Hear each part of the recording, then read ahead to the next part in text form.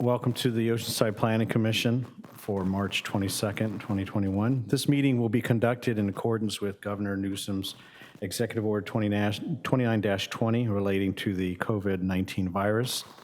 That order suspends several provisions of the Brown Act related to telephonic participation by the Planning Commission, staff members, and the public.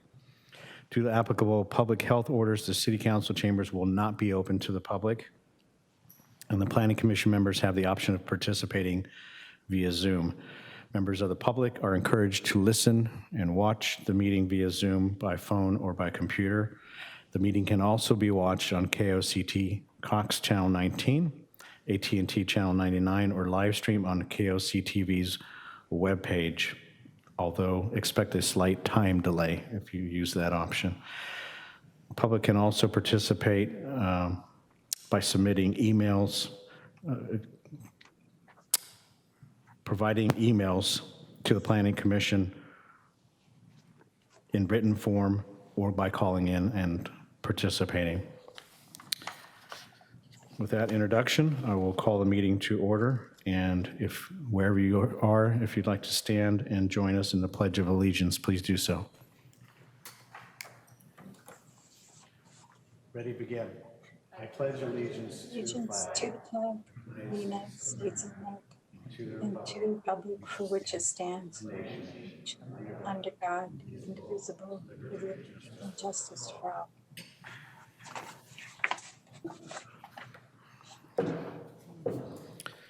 Thank you. City Planner, would you please do a roll call?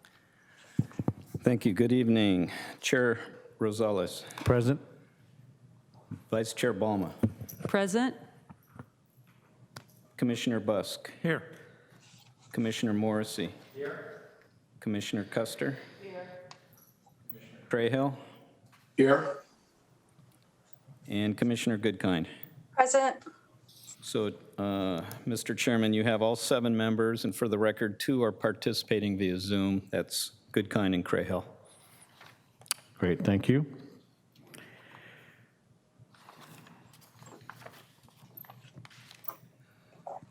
Do we have any communication, City Planner, on matters not on the agenda? Any submittals requesting to communicate to the Planning Commission?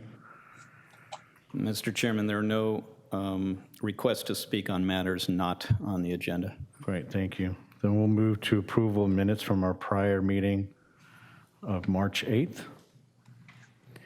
I will do an oral roll call for those approvals. Commissioner Custer? I approve. Commissioner Busk? Yes. Commissioner Morrissey? Yes. Vice Chair Balma? Yes. Commissioner Crayhill? Yes. And Commissioner Goodkind? Yes. And I am also a yes. Mr. Chairman, we'll mark that as 7 in favor, 0 against. Great, thank you. I don't see that we have any items on our consent calendar tonight or transportation items. And we also do not have any public hearing items. Don't see any listed items under the appeal of City Planner's determination either. So we'll go to discussion items. We have 1 item tonight on the agenda. It'll be a presentation by staff, followed by input from the general public, limited to 3 minutes per speaker. It's a workshop on the South Morrow Hills framework for a community plan. Would you like us to do disclosures as part of the routine, or just go right to our presentation? That would be up to you. It's not a quasi-judicial item. If you care to go through disclosures, that would be up to the chair. Skip that step. We do, it does indicate that we are going to solicit input from the general public, though. Is that correct? That's correct. We thought we'd have a staff presentation, and along with Rob, we have our consultant, Mr. Borrego, is also joining via Zoom. Then if there's any questions to staff, that would be the appropriate time. And then you could go into public testimony. And then, as noted on your agenda, no action, no formal action is to be taken. This is just a framework. There's no adoption, even by council, when we take it to them next. It's just to get your comments. Staff will summarize your comments and include that in the report to the City Council. Great, thank you. With that, I will ask Rob Domowski, our senior planner, to come on up and provide us his presentation. And Mr. Chairman, if I could, I'd like to offer some opening comments on this item. Most definitely. For the audience, I'm Jeff Hunt, City Planner, and this item is intended to preserve agriculture. I hope everyone keeps that in mind. That's the intent.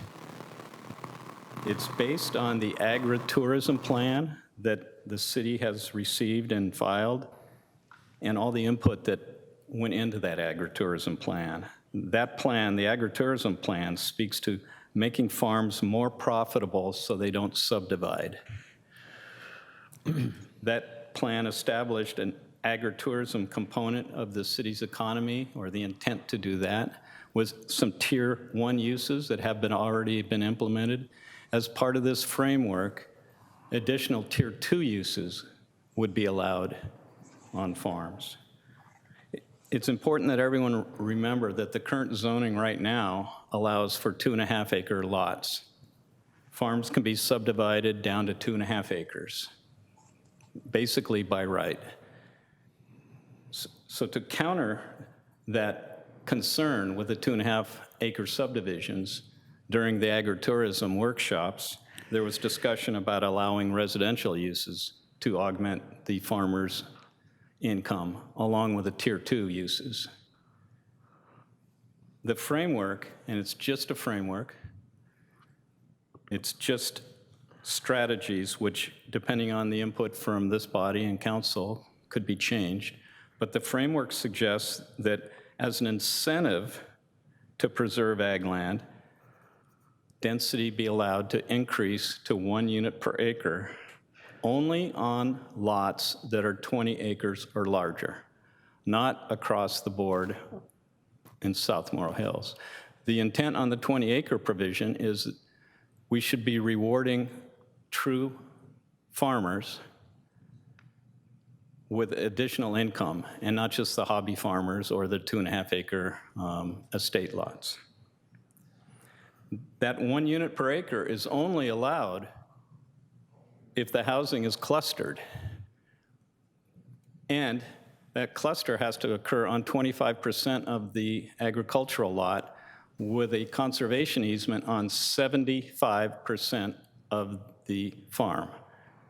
So the idea is, in exchange for allowing some density, that will encourage the farmers to conserve 75% of their lots as farming or open space. And this was based on the plan in Temecula, which was raised as an example during the agritourism workshops. So I hope everyone keeps that in mind. Again, the goal is to preserve farmland as opposed to chopping it up into 2.5 acre lots. With that, I'll turn it over to Rob. Thank you for that introduction and outlining the framework.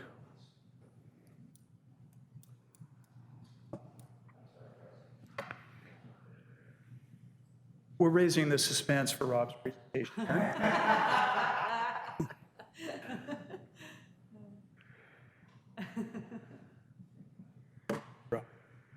Chair Rosales, Commissioners, good evening. I'm Russ Cunningham with the city's Planning Division. It's my privilege to be managing the city's comprehensive general plan update, which is now in its second and final phase. Before Rob presents the draft policy framework for the South Morrow Hills Community Plan, I'm going to take just a minute or two to provide an overview of the general plan update and the state, regional, and local priorities and policies that are informing and guiding this important long-range planning effort. I'm hoping this overview will help the Commission better understand how the community plan fits into and complements the general plan update. The first phase of the GPU, this second phase of the GPU involves amendment of 7 existing general plan elements, most of which address state-mandated topics, as well as the preparation of 2 geographically focused planning documents that together will largely determine how and where the city will accommodate housing and employment growth over the next 15 to 20 years. The first of these geographically focused planning documents is the South Morrow Hills Community Plan, which Rob will speak to in a moment. The second is the Smart and Sustainable Corridors Specific Plan, which seeks to channel the bulk of anticipated housing and employment growth into the city's major commercial corridors by incentivizing infill and redevelopment. We, as staff, expect to see a host of benefits coming from this smart growth approach, and we look forward to outlining those benefits to you in future discussions with this body. The corridors plan, along with every other component of the GPU, will need to balance the values and priorities of the local community with state and regional goals that depend on local government action, as well as commitments that the city has made to the community in adopting the first phase of the general plan element. At the state level, there's both legislation and guidance that encourage local governments to do their part to curb urban sprawl, preserve farmland and natural habitat, reduce dependence on the automobile, facilitate new housing for all sectors of the community, and mitigate climate change.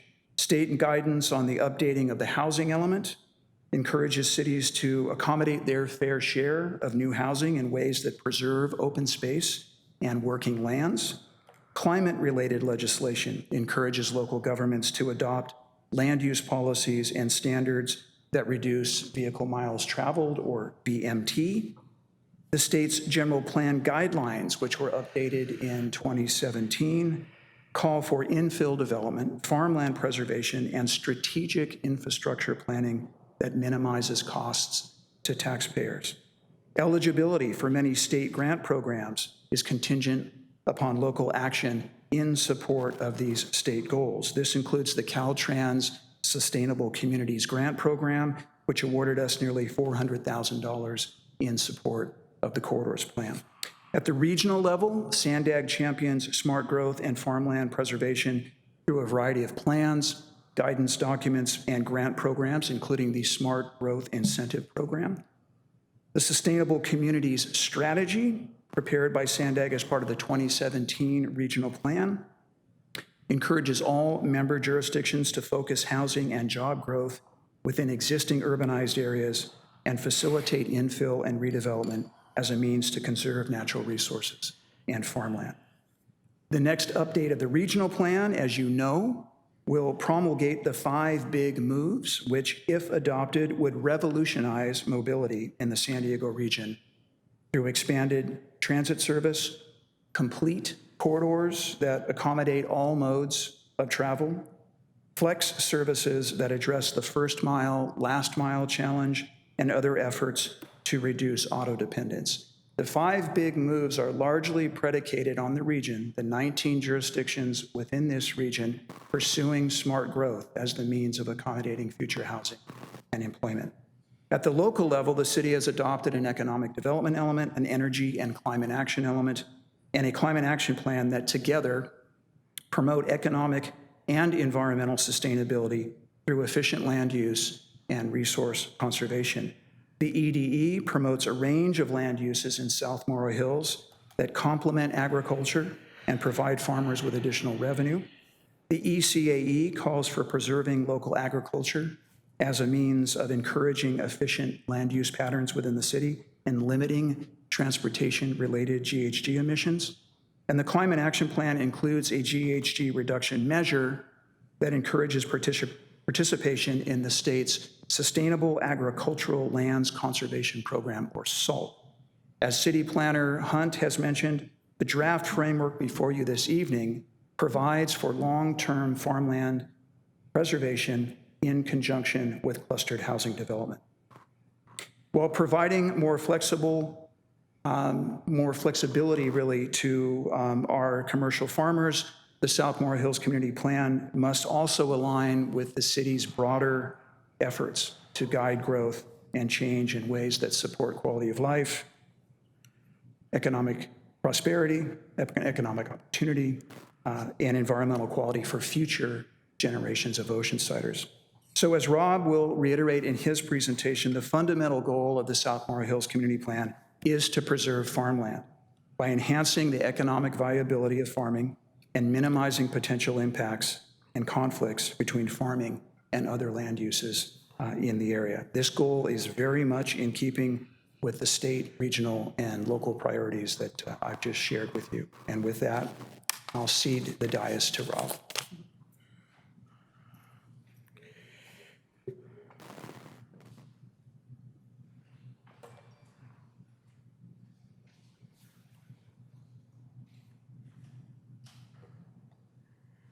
Good evening, Chair and Commissioners. Rob Demahowski, Senior Planner, here to present the draft community plan framework. Thank you for the introduction from Mr. Hunt and Mr. Cunningham on some of the background there. So the South Morro Hills Community Plan area encompasses a 5.4 square mile area, approximately 3,440 acres of agricultural zone land in the northeast portion of the city, and is the remaining agricultural area in the entire city. The area is well known for producing a variety of agricultural goods, including avocados, tomatoes, strawberries, cut flowers, succulents, and wholesale nursery plants. While the agricultural zone district is primarily for farming, it also allows for the subdivision of lots in the 2.5 acres and to be developed with one single family home as long as those homes do not conflict with agricultural operations in the area.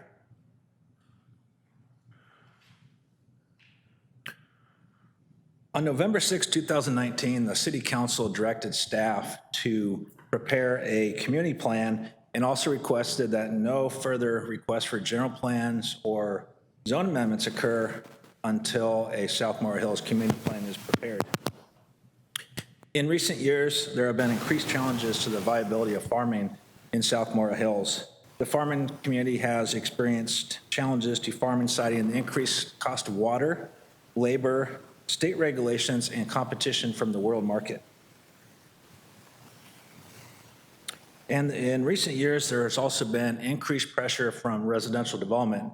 As the last remaining greenfield area of the city, its desirable location, and a residential real estate market that is, there's been a lot of pressure on requesting a change in land use to accommodate primarily residential uses. And I also mentioned in 2011, a group of 9 of the largest property owners in the area brought an item to the City Council requesting that the sewer water master plan be updated to provide a plan for infrastructure to South Morro Hills to accommodate development that's allowed under the current land use and zoning, which is agriculture. That effort never materialized, but it did bring light to the struggles of farming and the desire of those property owners to seek a long-term plan for Morrow Hills.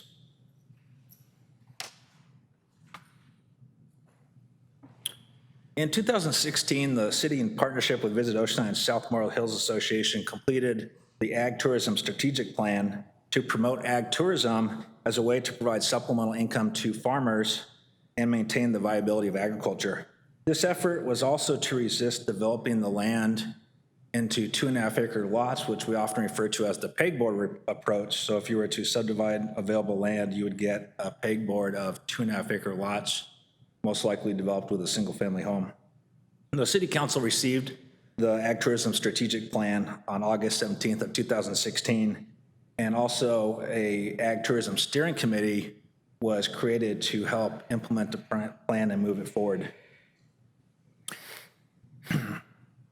The Ag Tourism Strategic Plan it outlined a 2-tier approach to implementing ag tourism. Tier 1 emphasizes public outreach, marketing, education, branding, and the implementation of low-intensity operations such as U-pick operations, the farm stands, wine tasting, and bed and breakfast. And the City Council authorized the implementation of Tier 1 uses when the zoning ordinance was updated in 2018. Tier 2 is comprised of higher intensity uses that often take significant infrastructure improvements to occur. And these uses include higher intensity uses that also generate more revenue for the farmer as supplemental income. These include boutique hotels, day spas, amphitheaters, or large retail operations that sell farm products produced on site, and the list goes on. So implementation of the Tier 2 activities is being considered as part of the community plan. And also mentioned that during this time, there was grassroots effort by a group of Sophomore Hills stakeholders to prepare an agrivision plan that promotes the continuation of agriculture, ag tourism, and a concept of agri-hoods where you would have any future housing and agri-villages to enhance the character of the area. And this group had also presented to the city council their proposal in August of 2018. And this, for reference, is the PEG board approach as mentioned earlier, identifying a broad, what it would potentially look like if every parcel in Morro Hills was subdivided into 2.5 acres.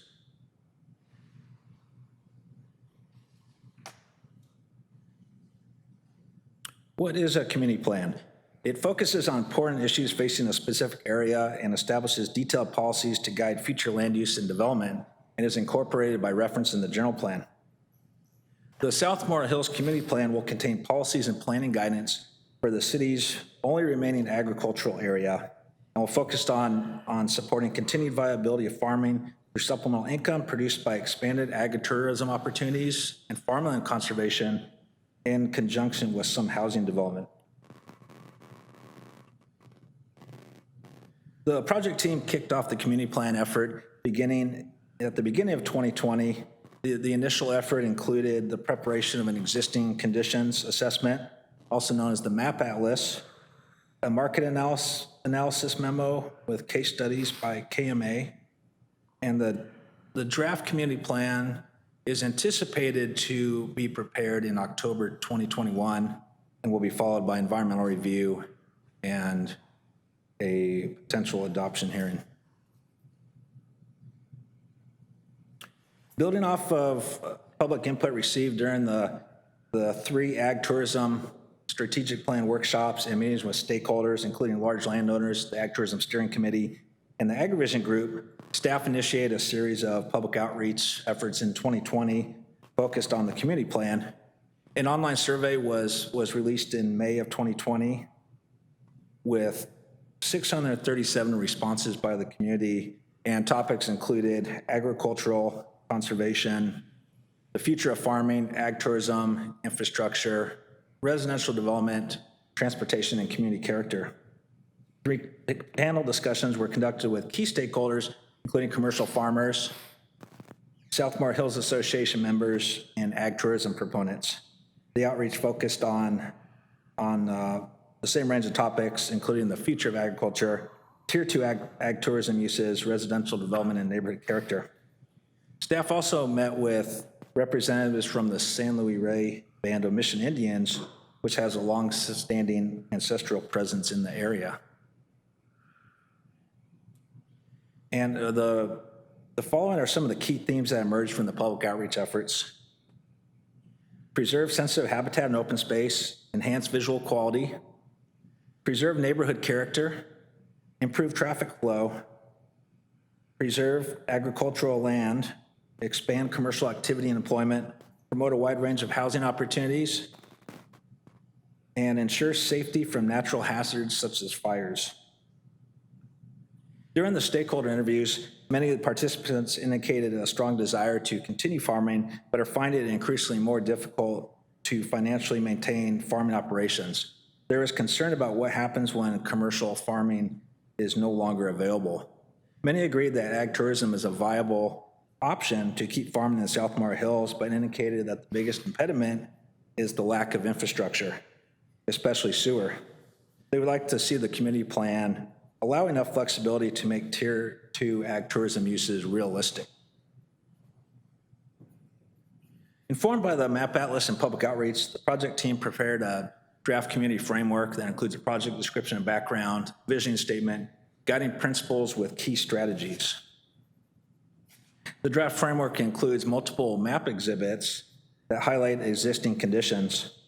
And on this map, this identifies the existing general plan land use And as noted, the North River Farms project site has a land use designation that is no longer pure agriculture. So that map is, that site is currently not considered part of the community plan effort.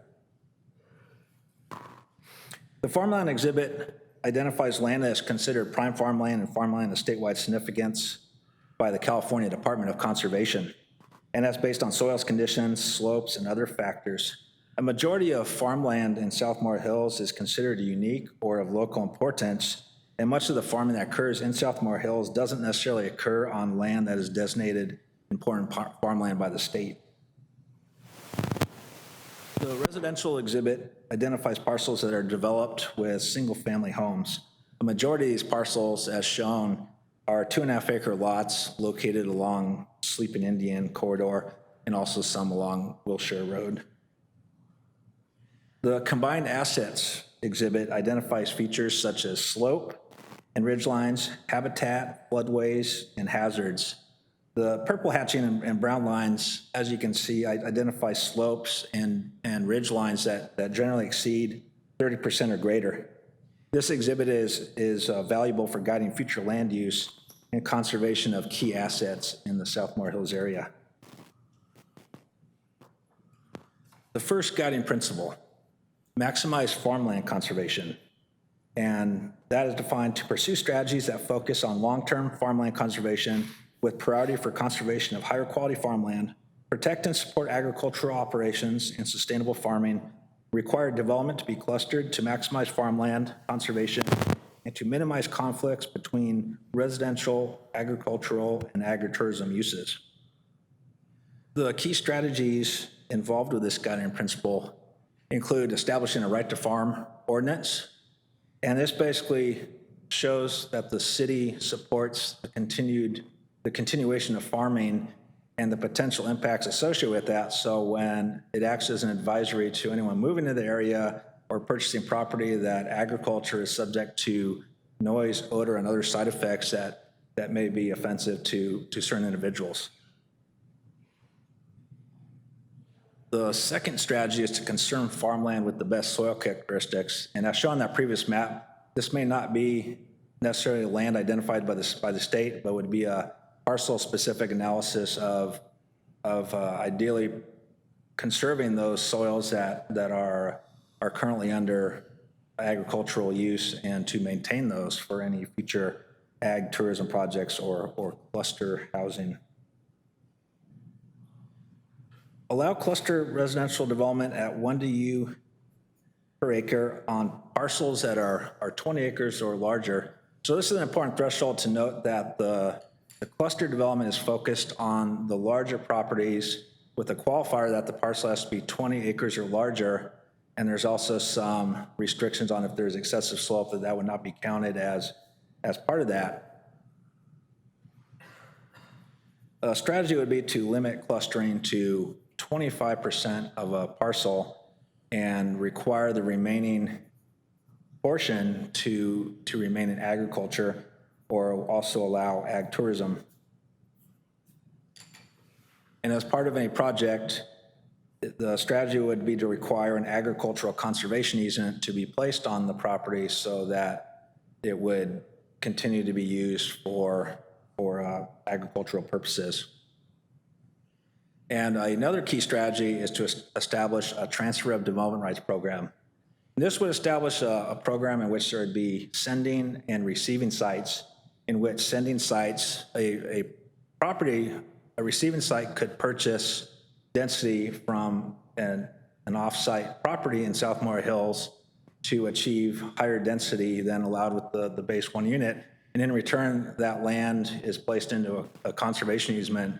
So they give up their development rights to build any housing in the future. And there would be thresholds on establishing a minimum size of parcels qualifying for that. Parcels that are 5 acres or larger would be able to sell density development rights.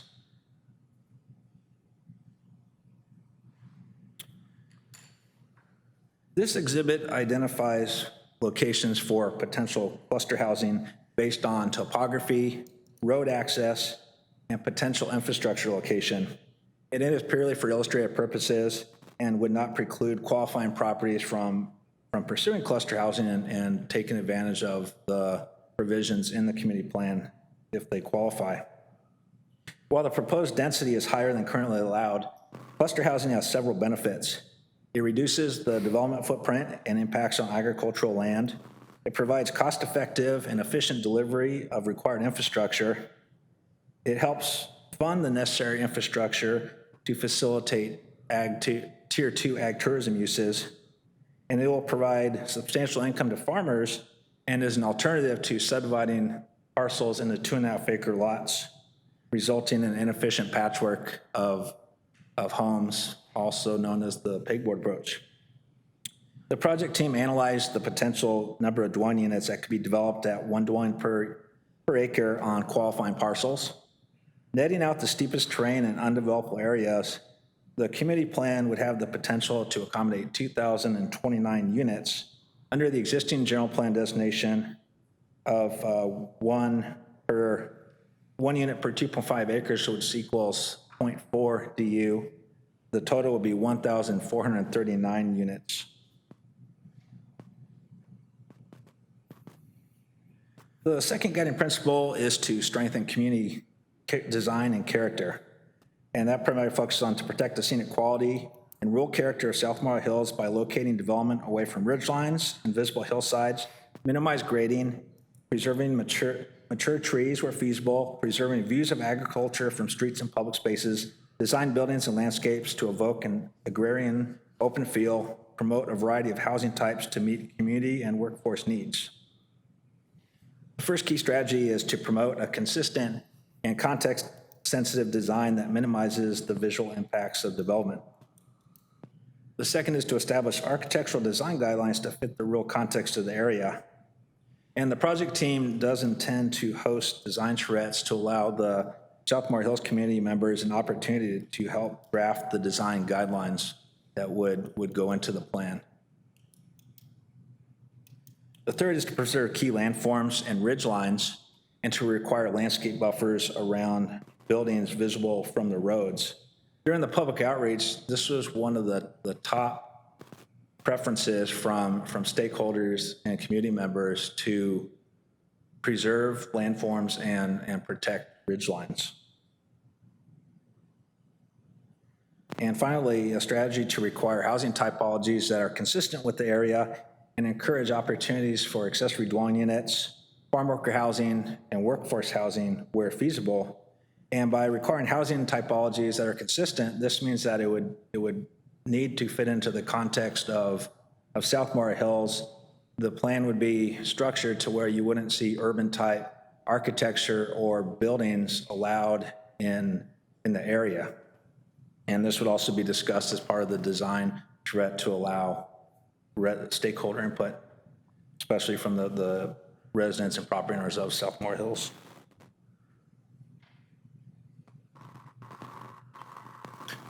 The next guiding principle is promote ag tourism.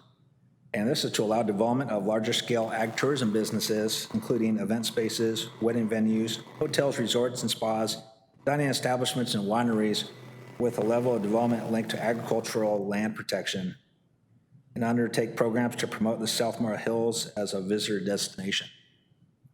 The first key strategy is to promote and enable Tier 2 agritourism uses that are accessory to and reserved for the larger farmer operations. So these are the higher revenue generating uses that are intended to supplement the income of the true commercial farmers.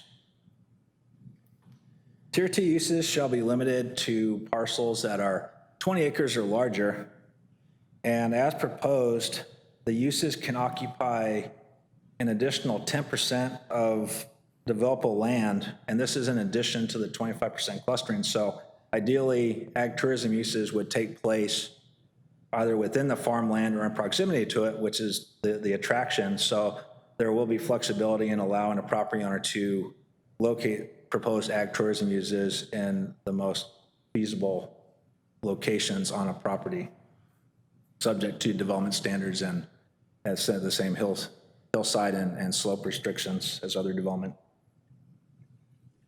An ongoing theme is to brand Sophomore Hills as an agricultural visitor destination.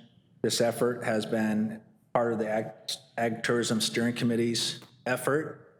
We worked with Visit Oceanside and other groups to brand the area and come up with a distinct theme similar to other ag tourism regions that will draw visitors. And as just mentioned, continued effort to coordinate ag tourism with other aspects of the city's hospitality sector. This can include linking people come to Oceanside for the beach, but there's also be ways to market Sophomore Hills as a destination so that in the same day you can go wine tasting and you can also go to the beach and go surfing. The next guiding principle is infrastructure. And the goal is to ensure efficient infrastructure, provide and sustainable infrastructure to support sustainable development in Sophomore Hills, including ensuring adequate access to water supply and wastewater. A key strategy is to fund, implement, and prioritize efficient infrastructure that helps to reduce the cost of farming. To locate housing and intensive agritourism that efficiently delivers new sewer service and reduces the need for costly pump stations. To expand the purple pipe reclaimed water infrastructure into Sophomore Hills, and there are efforts currently underway for plans for water utilities to extend those services in the future. And to identify potential costs of privately funded infrastructure based on location of service to ensure prospective projects are feasible. So as part of the plan, rather than just have a plan that is on an idea, it will seek to provide some idea of what it would cost for a property owner to extend infrastructure to certain locations. And infrastructure is a critical component to the success of the community plan. The project team has evaluated infrastructure needs and ways to deliver efficient infrastructure. And as shown on the map here, the black dotted lines identify potential locations for sewer line, and infrastructure will be assessed on an as-needed basis to avoid extending public facilities and services to areas where it is not warranted or desired. The community plan will look for ways to provide the most cost-effective infrastructure and also evaluate funding mechanisms to ensure residents and taxpayers are not burdened with the infrastructure and maintenance costs associated with new development. For this exhibit, the black lines identify sewer based on where it would be gravity fed. So our consultant team evaluated the topography and identified ideal locations where potential sewer lines could go. So these lines would be gravity fed and the most cost effective. North of Las Tunas, it slopes downhill, so it would require the installation of a sewer lift station for any potential development. Beyond that point, it's not impossible, but it's an extra cost incurred by a project. The next guiding principle is safety and access. And this is to expand walking, biking, and transit access and develop new trails and pathways to facilitate access and foster exploration using creeks' armature of a connect network, emphasize street development standards that maintain the area's rural feel. A key strategy is to improve road circulation and emergency access in the area. As many of you know, the existing road network is not improved to current roadway standards, and oftentimes all the roads are one lane with a narrow width. There's a strategy to improve the existing two-lane roads with striping and bike lanes where feasible to make it safer for cyclists and also pedestrians. I know there are several cyclists that ride North River Road and sleep in Indian under the current conditions. And the strategy would be to maintain the rural character by limiting urban curb, gutter, and sidewalk. It wouldn't eliminate the need for sidewalk, but there would be alternative designs to where sidewalk could be buffered from roads, and also drainage facilities where you wouldn't need to install concrete and other impervious surfaces. The plan would include traffic calming features, pedestrian paths, and recreational trails buffered from roads. And this is one of the key components to, for ag tourism, if you bring in tourists, one of the necessity is to make the roads not necessarily wider for capacity, but for safety purposes. So anytime you have the visitors, the introduction of traffic calming features, pedestrian paths, and other ways to make it safer for both residents and visitors. And consideration of roadway expansions, such as a linkage between Wilshire Road and Sleeping Indian, and also a bridge crossing across the San Luis River, a third crossing that is a point of much discussion. And finally, a strategy to install coordinated wayfinding signage to ag tourism destination and trails. So this gives visitors an idea of not only where to go, but how to get there, and also provides a form of branding for the area. And this is an exhibit showing where some potential trails could go and be incorporated as part of likely ag tourism projects or cluster housing. And the trails could be provided as recreational opportunities for residents and visitors alike. And they could also provide connections between ag tourism uses. And the final guiding principle is natural and cultural resource conservation. And the goal here is to maximize conservation of the area's natural resources and sensitive habitats, preserve the area's system of creeks, landforms, and habitats integrated with the natural resources along the San Luis River. With the strategy to conserve natural resources, including the preservation of wetland and riparian areas. Ensure development is sensitive to local endangered and threatened species. Preserve natural landforms and encourage development to follow natural slopes and minimize cut and fill development. So ideally, projects could preserve the slopes as is and minimize the need for cut and fill, which has other impacts both visually and environmentally. And finally, to minimize impacts to cultural resources, including archaeological, paleontological, and Native American resources. At this point, the next slide will be presented by our prime consultant, Rajiv Bhatia, and he'll be discussing an overview of some of the infrastructure costs, as well as the methods for financing improvements. So at this point, Scott, you have Rajiv on the... Thank you, Rob. Can you guys hear me? Okay. You want to turn over the next slide, Rob? Hang on, we're trying to get the slide presentation up. Give us just a minute. Okay. Sure.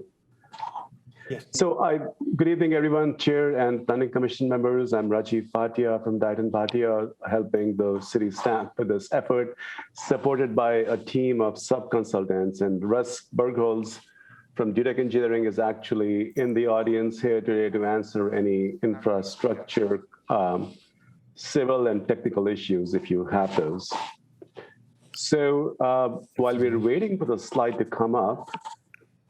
Rajid, is there a way that you can elevate your speaker a little bit? We can hear you, but not super well. Can you hear me now? We can hear you. I don't know if you can increase the sound a little bit. Let me try to, I'm not sure how to do that. There you go.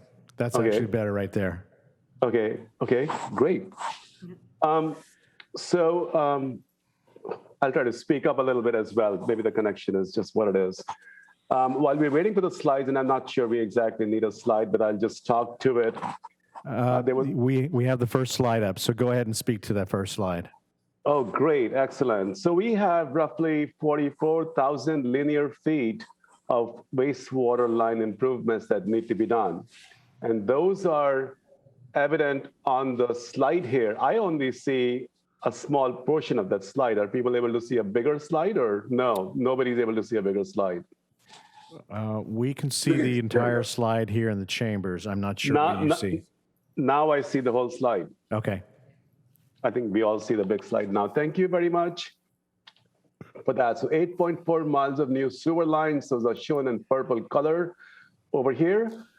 And there will be a main line, which is called Segment A along North River Road, with these branches taking off in a north-south direction.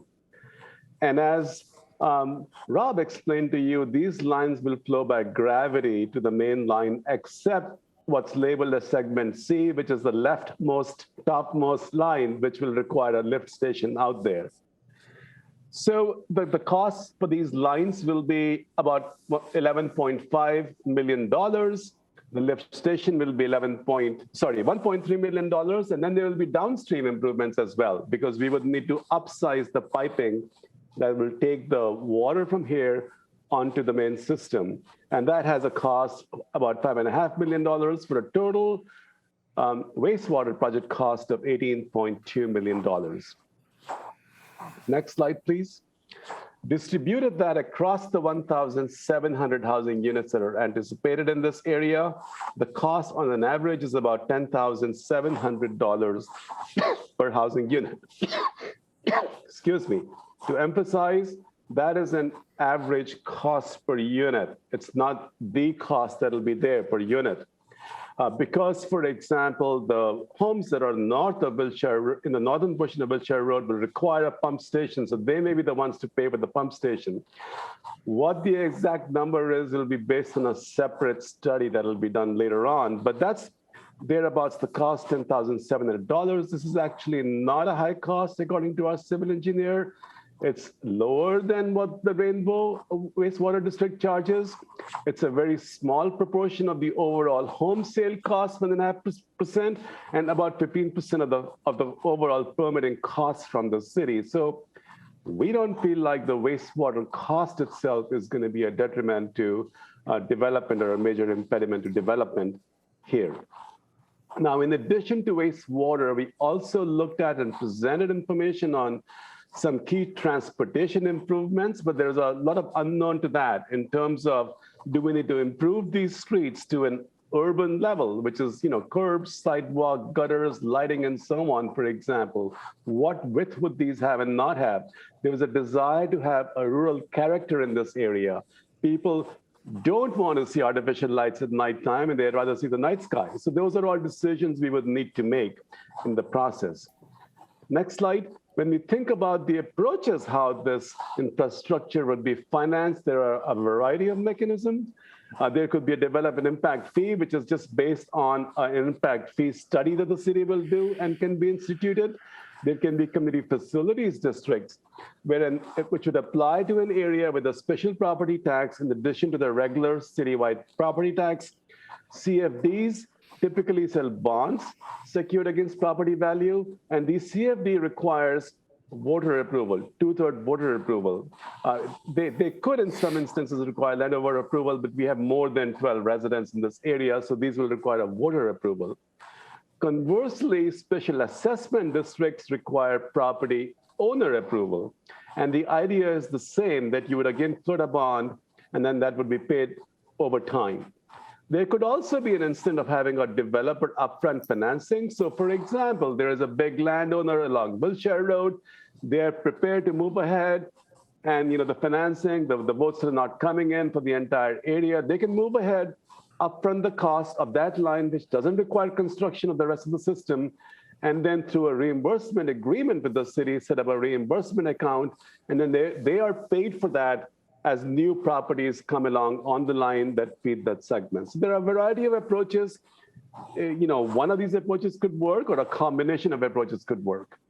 So we will work with whatever is the ultimate strategy that's worked out, but some of the infrastructure financing implementing mechanisms may need to follow the community plan work itself. Back to you, Rob.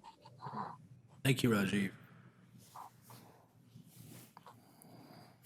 In conclusion, the next steps, our goal here is to solicit feedback and initiate a conversation on the draft framework, and those comments will be forwarded to the city council A city council workshop is scheduled for April 28th on the same topic. Subsequent, we'll conduct further committee outreach, and we'll then prepare the final Sophomore Hills Community Plan, the environmental impact report, which will be included as part of the general plan update. And then finally, the plan will come back for adoption hearings upon finalization. This concludes my presentation, and I am available for questions. Thank you, Robert.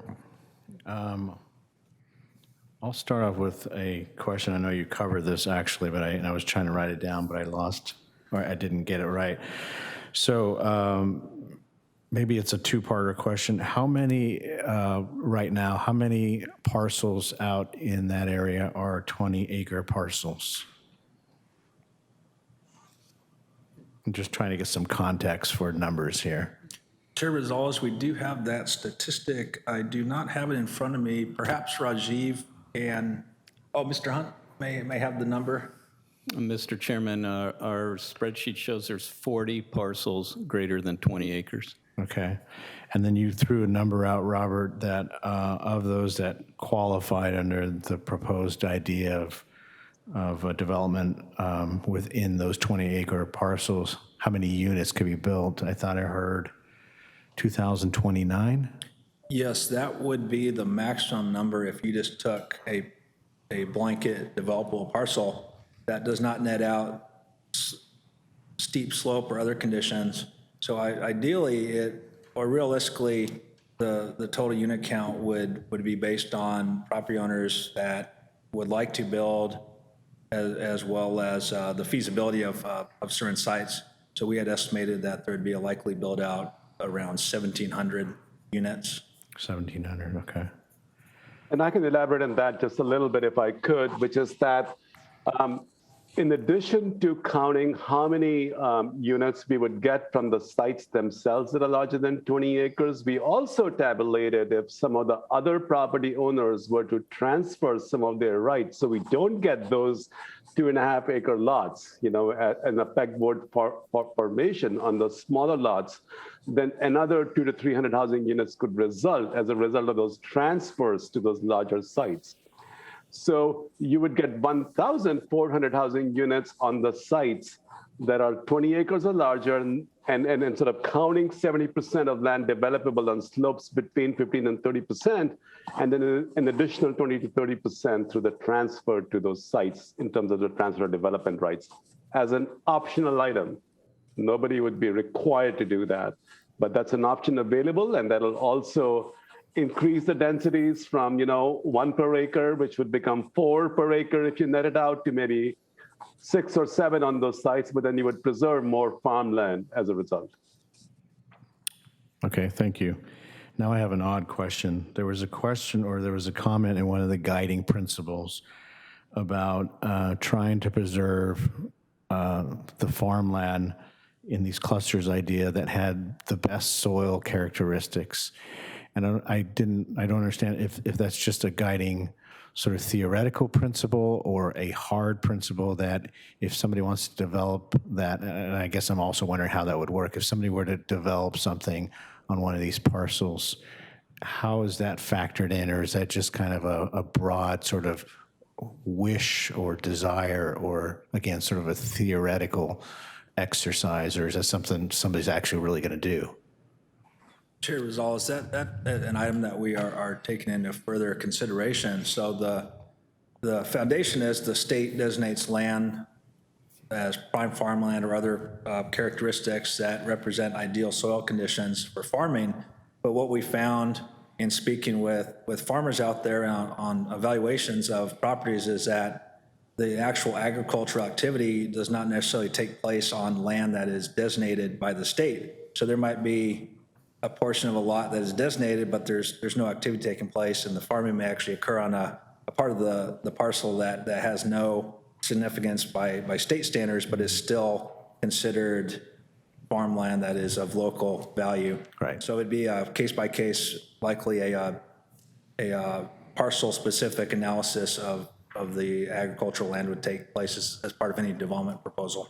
Okay. Yeah, that Mr. kind of Chairman, makes, if I that could makes sense. elaborate. Sure. Again, it's a case-by-case basis, or it would be a case-by-case basis. There may be other factors, such as clustering the homes away from another agricultural operation to reduce conflicts.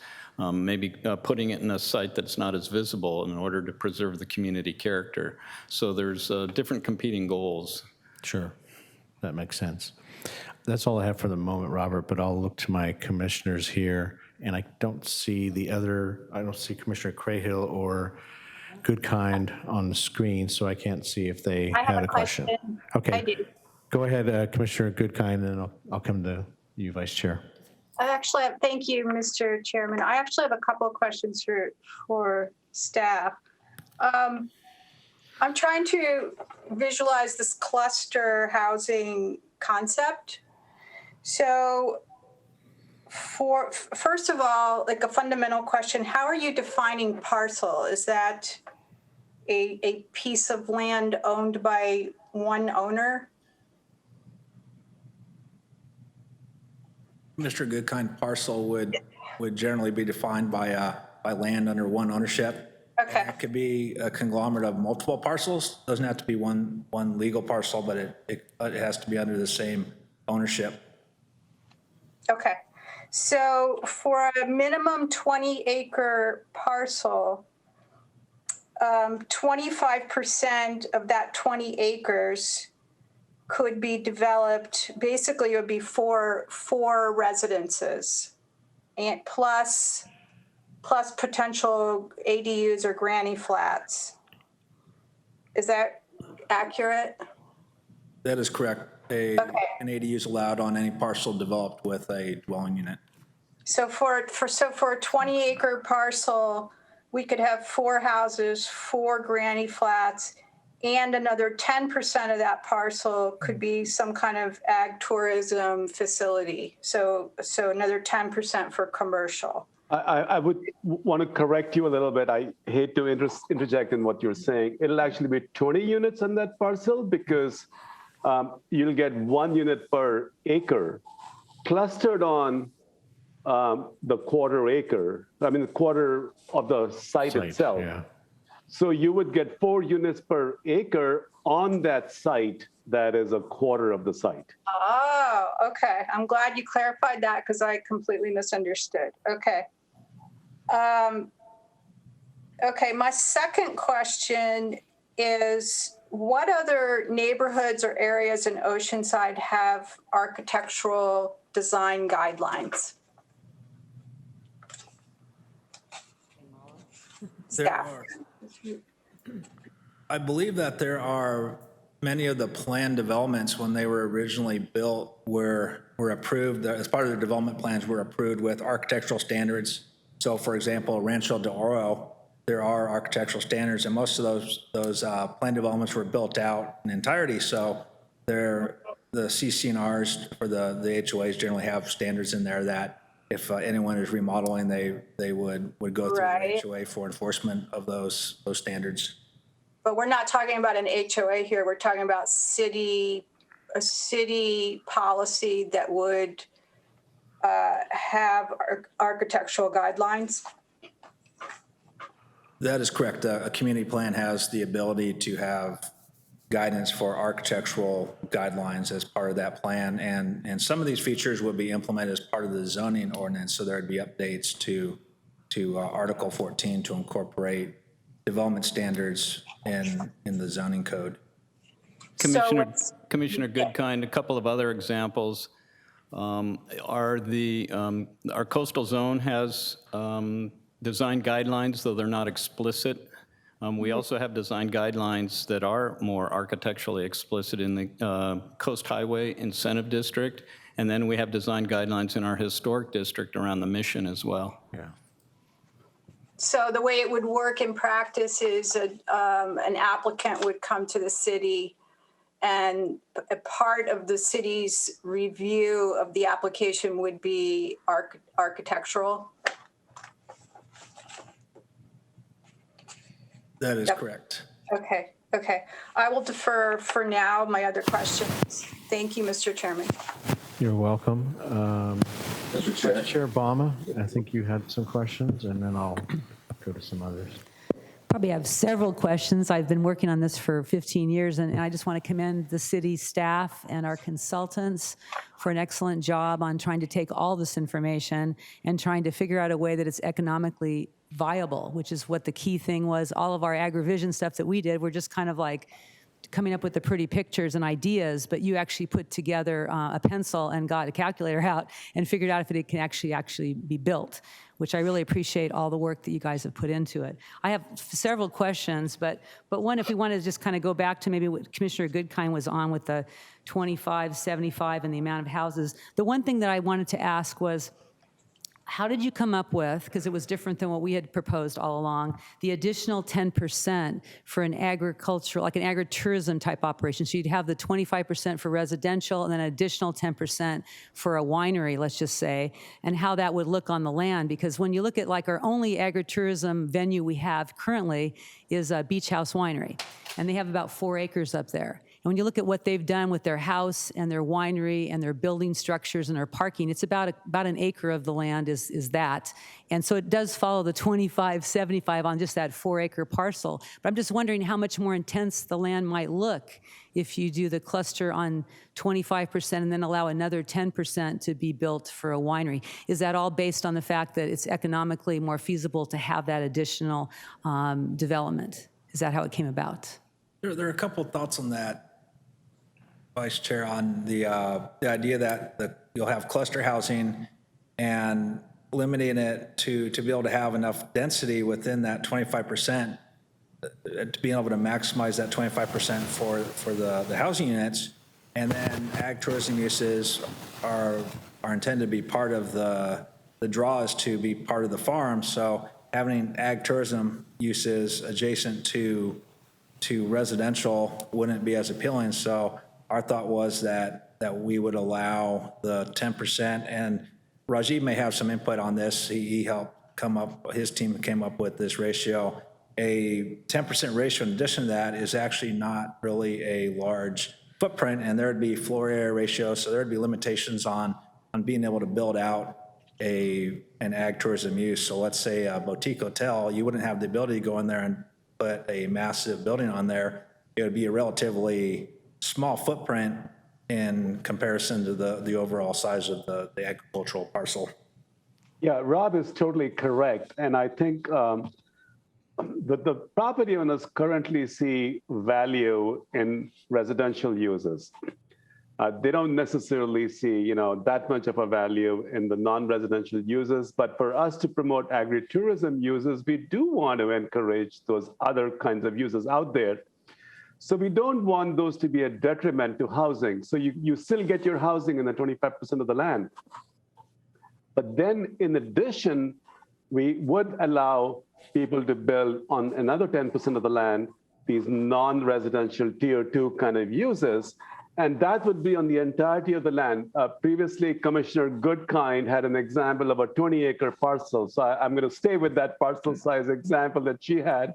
So let's say you have a 20-acre parcel. So on 2 acres, you would be able to build the sort of the non-residential uses. But keep in mind, that's an entire 2 acre of development. The building itself would only occupy a portion of that 2 acre land area. So the building might be on 25% of those 2 acres, so on a half an acre of land. So that's the scale of what you're talking about on a 20 acre parcel.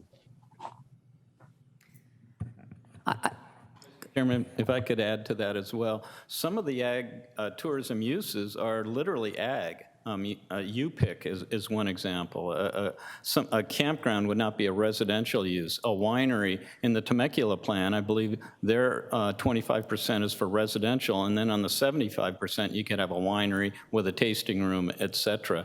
So there was a distinction between non-ag uses versus more ag uses that would be allowed in the 75%.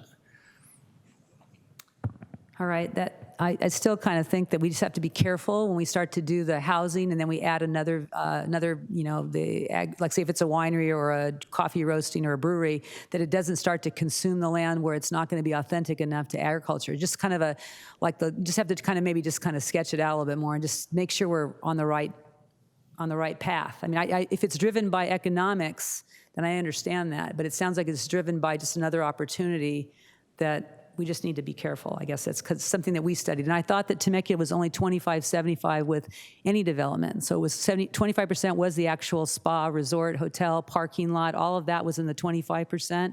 And then the rest of it was vineyards. That's what we thought we looked at when we were out there doing our little surveys. And Commissioner Baum, you may be right on those examples. I was referring to a winery, a tasting room, a U-Pick. So there's different ag tourism uses, but we can take a look at Right. those uses and the allowing them outside the 25%.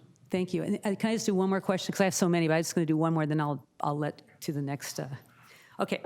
On the TDR, the transfer development rights. I was looking at the page that it was in out of the, I guess the guidelines or I'm not sure what the title of this document was, but it kind of spells it out like pretty explicitly about what kinds of parcels would be allowed to do this and everything. And you guys had mentioned that, let's see, any parcel of 5 or more acres of developable land can sell their rights to the other site, to the sending sites. I mean, that would be like a site that would be able to transfer their units. Now, in a 5-acre parcel, how many development rights would they be able to send to the next parcel?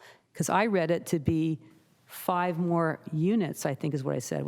How did I read that? It just seemed like it was way too many. Like if you only have a 5-acre piece of land, you should only be able to have 2 houses on that land based on the 2.5 acre, because it's not a 20-acre parcel. So that means I would only be able to transfer, say, 2, if I decided not to develop my parcel, my 5 acres, and I could send 2 houses to that larger development down the street, and I could get some money for that. Is that true, or did I read it differently here?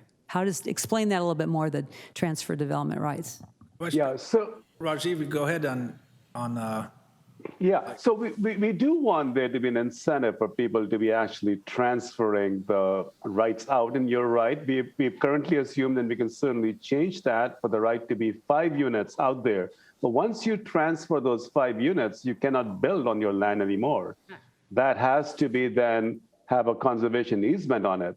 So which is a true incentive to people? You want to build your 2 units on it, or you want to transfer out 5 units and then for the entire area to be in ag use.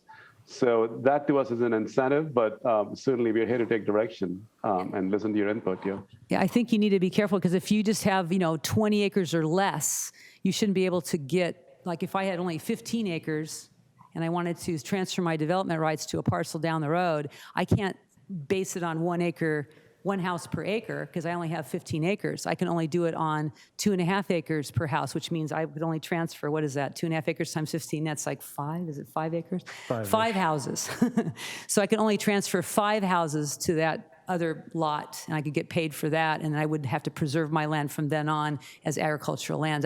We have to make sure that's totally spelled out, because the way I read into it, I have 5 acres, I could send 5 units to this other site, and I only have 5 acres. So why would I get 1 house per acre on my lot that's only 5 acres? So I'd only be able to get 2 if I had 5 acres. I think I'm confusing myself, but. No, I think it makes sense. Anyway, that was just one statement. It's a so we can have clarification. It's a Clarification, yes. So Commissioner Balma, we can have our economists take a look and see, as to what the value is, because some people may see a value in having 2.5 acre lots and develop those and sell, I don't know, multi-million-dollar homes, and to be transferring out, 1 unit per 2.5 acres. So we need some kind of an equivalency factor. So your point is well taken. We can have our economists take a look at that and make some recommendations accordingly. Thank you very much. Commissioner Busk, go ahead. Thank you, Chair. Just a comment on the tone of the document. I can see why we got so many comments from the public. The tone of the first part of the document, it really reads like a developer's handbook. The tone of the document by the end is, how do we preserve agricultural land? When I read the document from end to end today, I spent about 2.5 hours. I got to the end of the document and went, wow, if I'm a developer, this is what I want the city to do. Tell me exactly how to develop land. It reads more like a development document and less like an agricultural conservation document, just the tone of the writing. And then to follow up on Commissioner Balma's observation, if you have transfer development rights on a 1 unit per acre, then in effect, we are rezoning all of South Morrow Hills to 1 acre, 1 dwelling unit per acre. That's the effect of that. So that transfer development right has to be something different. Or else we just say 1 dwelling unit per acre is all of South Morrow Hills. And I don't think, well, I know I on Planning Commission don't believe that's what we ought to have out there. So can you tell us, Rob, exactly why the North River Farms property was excluded from this? I didn't follow all of that legal stuff, so I'm not quite sure how that happened. Yes, Commissioner Busk. At this time, given the fact that the property has a general plan land use designation that is no longer agriculture, our approach is that it's easier to not include that, since the focus here for the community plan is on properties that are zoned agricultural. And I thought we voted to make sure that it stayed agriculture, that it rescinded that action that the city council made that took it out of agriculture. Is that not true? Commissioner Busk, to my understanding, as of now, and this may be a question for the city attorney's office on regarding the background and legality of it, but it's my understanding that the general plan land use designation in current form is in effect as approved by the city council in that November 6, 2019 action. But the zone amendment and development plan, the zone amendment was overturned, and therefore the agricultural zoning is in effect, but the development plan is void. And I believe there's ongoing legal matters that I do not have disclosure of or the ability to speak to. And neither of us want to get into, I'm sure. Okay, so that was one thing. Another thing, just an observation, I think we need to carefully define what clustered development is. If I'm a developer and I want to maximize the utility of my buyers, and you tell me I have to cluster development on 20 acres, and I have to use 25% of that for my cluster, I say, great, I'm going to do 4 clusters on my 20 acres of 4 acres each. And each of those 4 acres is going to have 5 houses, because I get 20 houses. So I think every time you mention cluster, you have to mention something like contiguous, to make sure that it's all one piece of land, not individual pieces scattered across the 20 or 20 plus acres. And then I'll just do one more thing, and we can pass that on to someone else. How many housing units under current zoning are allowed out in Westmorel Hills? I believe a rough estimate is 1,400 units. So there's already around 200 units that are existing. So if it were to 1 lot per 2.5 would be around that number.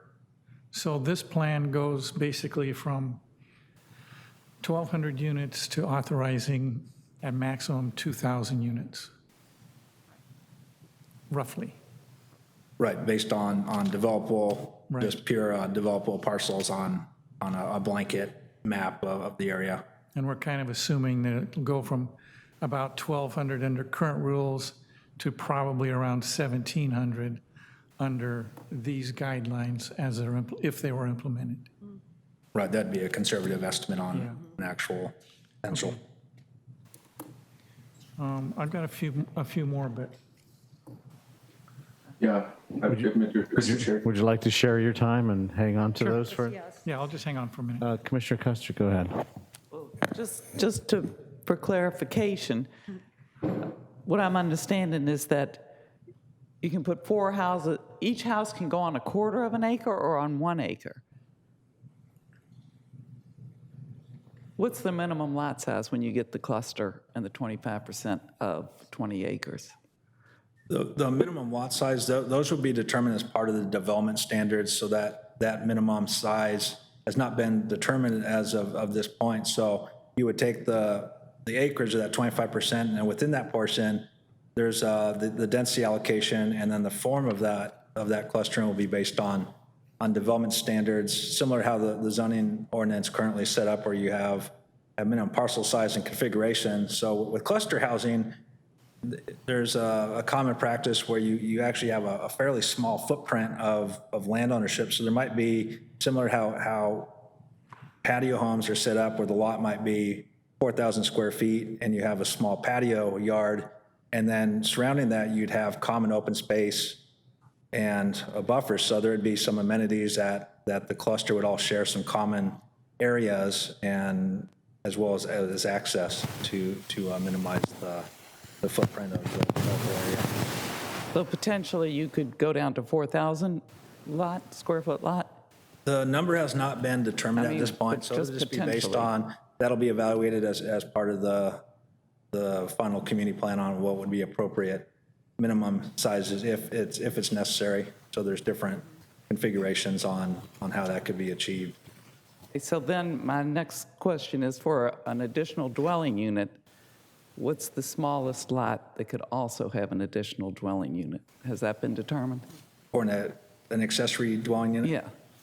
That would also be evaluated. So under state law, any single-family residential dwelling is allowed an accessory dwelling unit under the ability to meet appropriate codes, and that could be the conversion of existing space. So it may be a situation where you would have an ADU might be within the footprint of the unit rather than a detached unit. Okay. But that can be evaluated, and ADUs, the state laws keep becoming more restrictive on why they can be denied. So there's a provision that there has to be adequate water and the ability to meet all applicable building codes and fire codes in order to be built. So there is the ability to limit where they can be located, but you cannot prohibit an ADU from being constructed with a single-family house.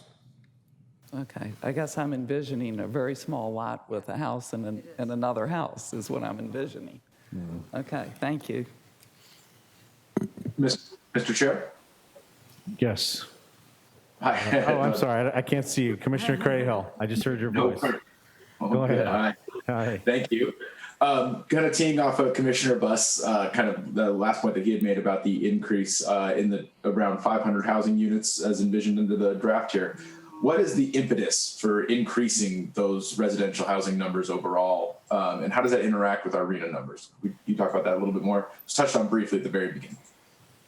Commissioner Creel, to start, the South Morro Hills area is not being considered as part of the RENA evaluation.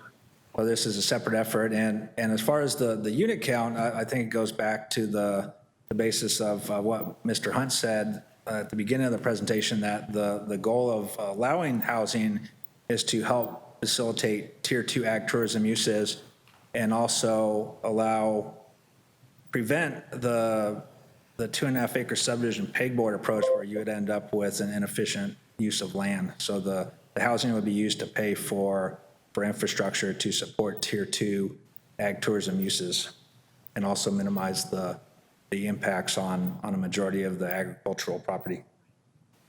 And Kyle, Commissioner Crayhill, if I could add to that, there was in staff discussions, there was a sense that we had to incentivize the clustering. If we merely kept it at 2.5 acres, they can subdivide now at 2.5 acres. So what's the incentive to not do that?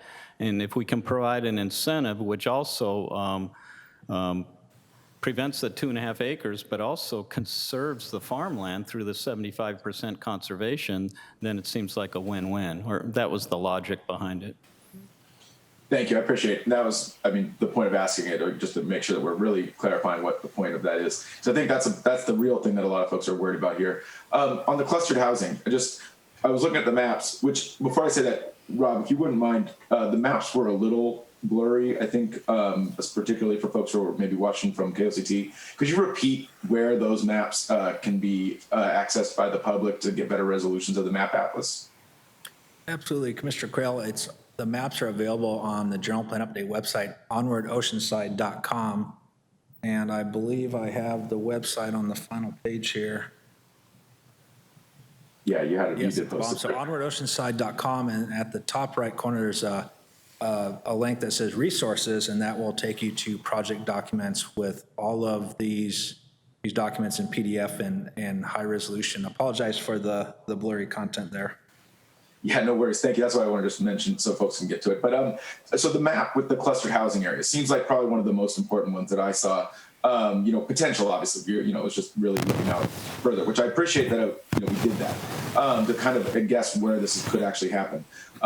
It did seem like there was a lot of that clustered housing and potential sites were both on prime farmland and the important, statewide important farmland, but also it seemed like, I think I counted 5 out of the 6 from the map that I'm looking at, of the tier 2 agritourism sites are right on top of those clustered housing sites. So can you speak to the overlap and how the impact of those clustered housing sites would be with the prime farmland we have and the tier 2 agritourism potentials?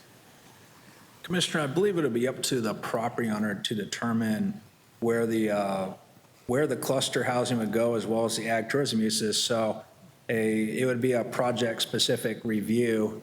Those exhibits are just intended to identify areas with potential, and obviously there would be a review process where there would be a development plan, site plan, identify the proposed uses and where those would potentially go. So it really is a case-by-case evaluation, and there would be protocol set up on what's required as part of the development plan review, so an analysis of the agricultural area and so on.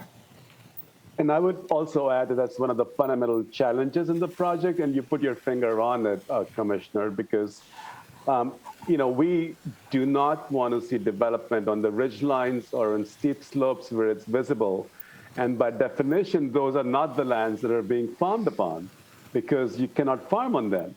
So it is a fundamental challenge for us. How do you then, by default, then you're putting into the flattened lands, which are also being farmed, and then you try to do your best to keep it away from, riparian sensitivity habitats, from areas that might be visible, areas that may have better soil and so on. That's all very hard for us to do.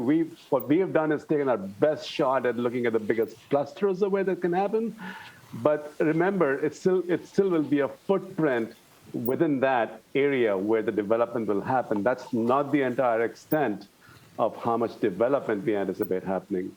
But you put your finger on the real problem area. Thank you. Thank you. Last one, and this one's maybe pretty quick for you, Rob. We were asked why other alternatives kind of aren't being prepared and presented at this stage, particularly I think what people would want to, are kind of getting at what they want to see, are alternatives that don't include increased housing density. Can you speak to why this was kind of the only one that we're coming down right now with? Commissioner, this is staff's preferred alternative.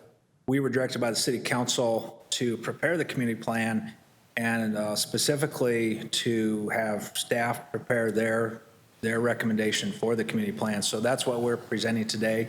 There will be alternatives as part of the environmental impact report, and we do have the ability to analyze several options under either existing conditions or even alternative development. So we will be looking at that moving forward. Thank you. Thank you, Mr. Chair. That's all I have for now. Thank you.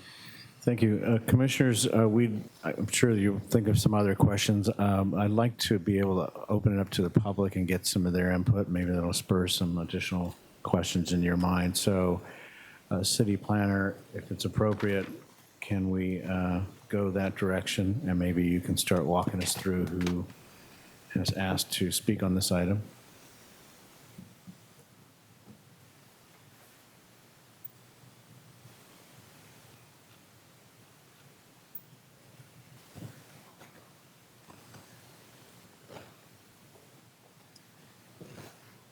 Maybe we can see the screen with the participants. Mr. Chairman, we have 14 speakers. Okay.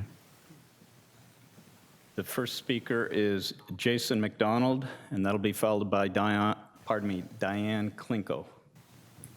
Jason McDonald, go ahead. You have 3 minutes. Do we have to unmute them or? He's working on it. Okay. not on. Mr. Chairman, we can't find him on the participant list, so let's go to Diane Klinko.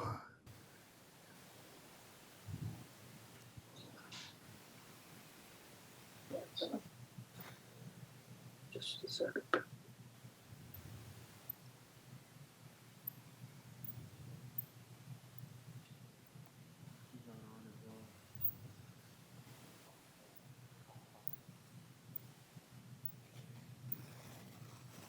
Mr. Chairman, Ms. Klinko can't be found on the participant list, and we will come back to the people who we can't find on the list to give them one more chance.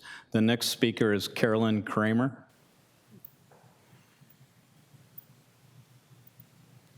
Ms. Kramer?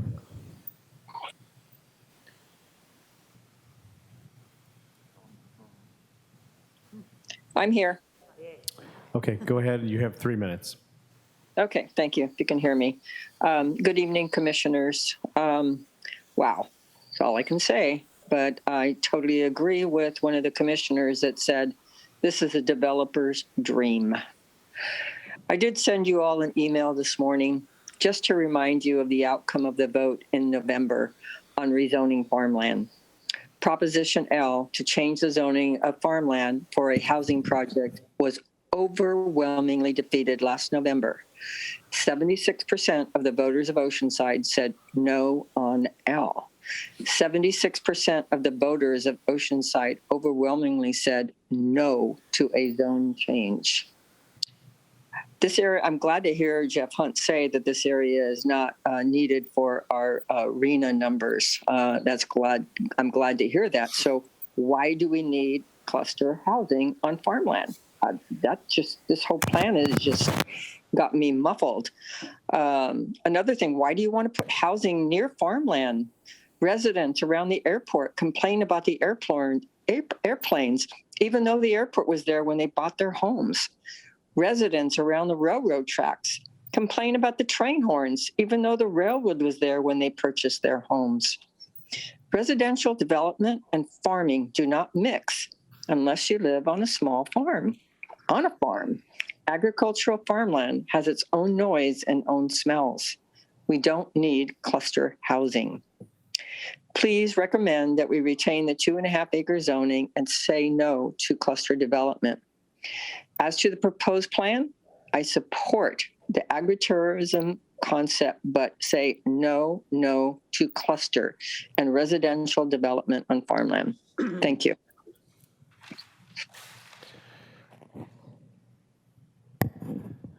Mr. Chairman, the next speaker on our list is Nadine Scott, but we cannot find her on the participants list. So we will go to our next speaker, which is Dennis Martinek. Good evening, Dennis. Good evening. Thank you. The Sophomore Hills draft community plan ignores the overwhelming responses from Oceanside residents to preserve agriculture in South Morro Hills. The draft plan says its key strategy is to maximize farmland conservation, but instead this draft plan maximizes the opportunity to develop housing projects that by their nature conflict with agriculture. The city's regional needs assessment clearly states ag land is not needed to meet its housing goals, but the draft South Morro Hills community plan would have Oceanside taxpayers pay for unneeded roads, sewers, and water pipes, subsidizing developers and the few large landowners who want to sell to developers so they can build their clustered housing. The staff report and the proposed plan conflict with the city's smart and sustainable corridors plan. The draft plan encourages expensive sprawl development.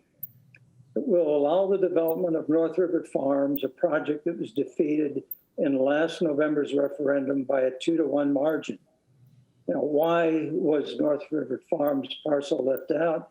It's been a part of South Morro Hills for over 50 years in its prime agricultural land. This present draft plan has no integrity. It's the result of a dishonest process which ignores the public interest and has a bias in favor of developing South Morro Hills. It requires Oceanside taxpayers to subsidize unwanted roads and unwanted sewers for unwanted development. Thank you. Thank you.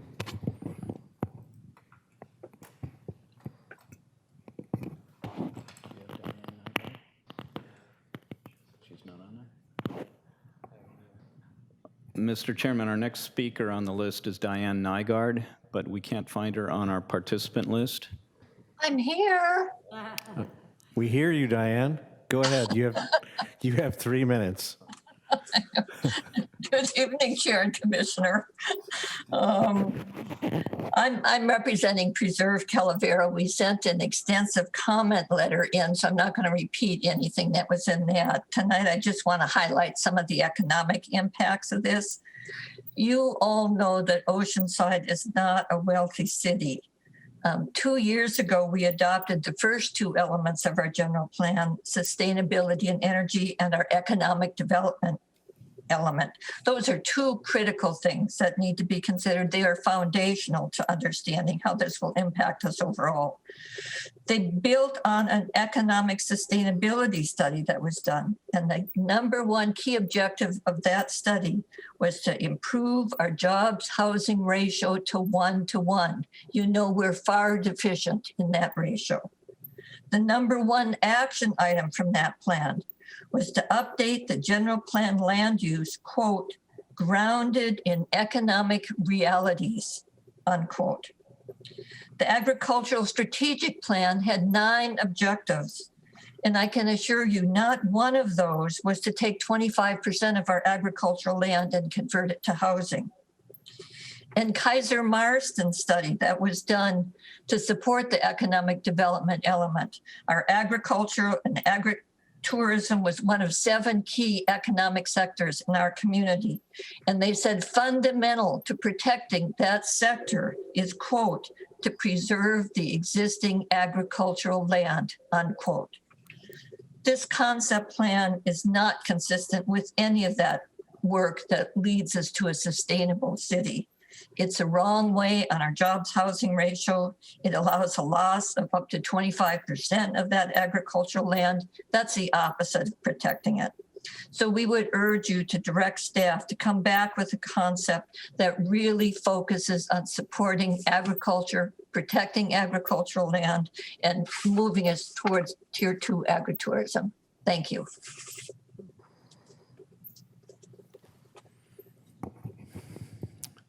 Mr. Chairman, our next speaker is Neil Nagata.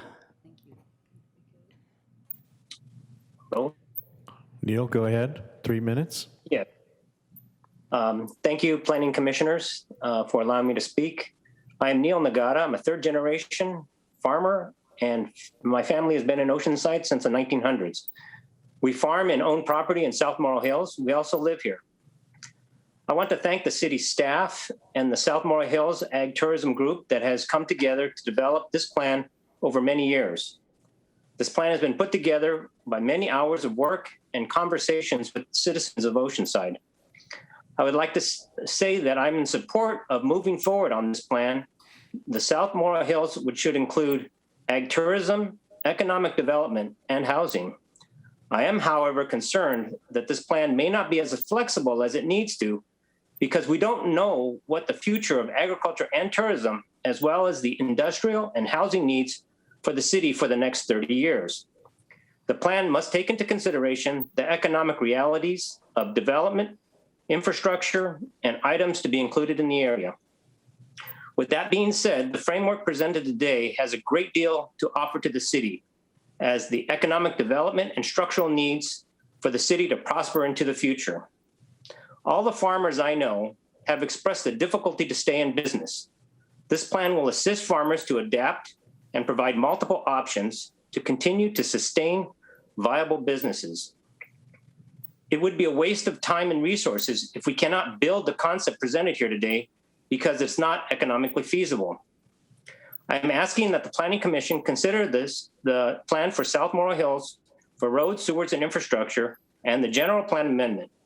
I do not know when we will need to stop farming, but I believe this is in the best interest for the city, to plan for the future rather than to plan individual development projects without a general plan amendment.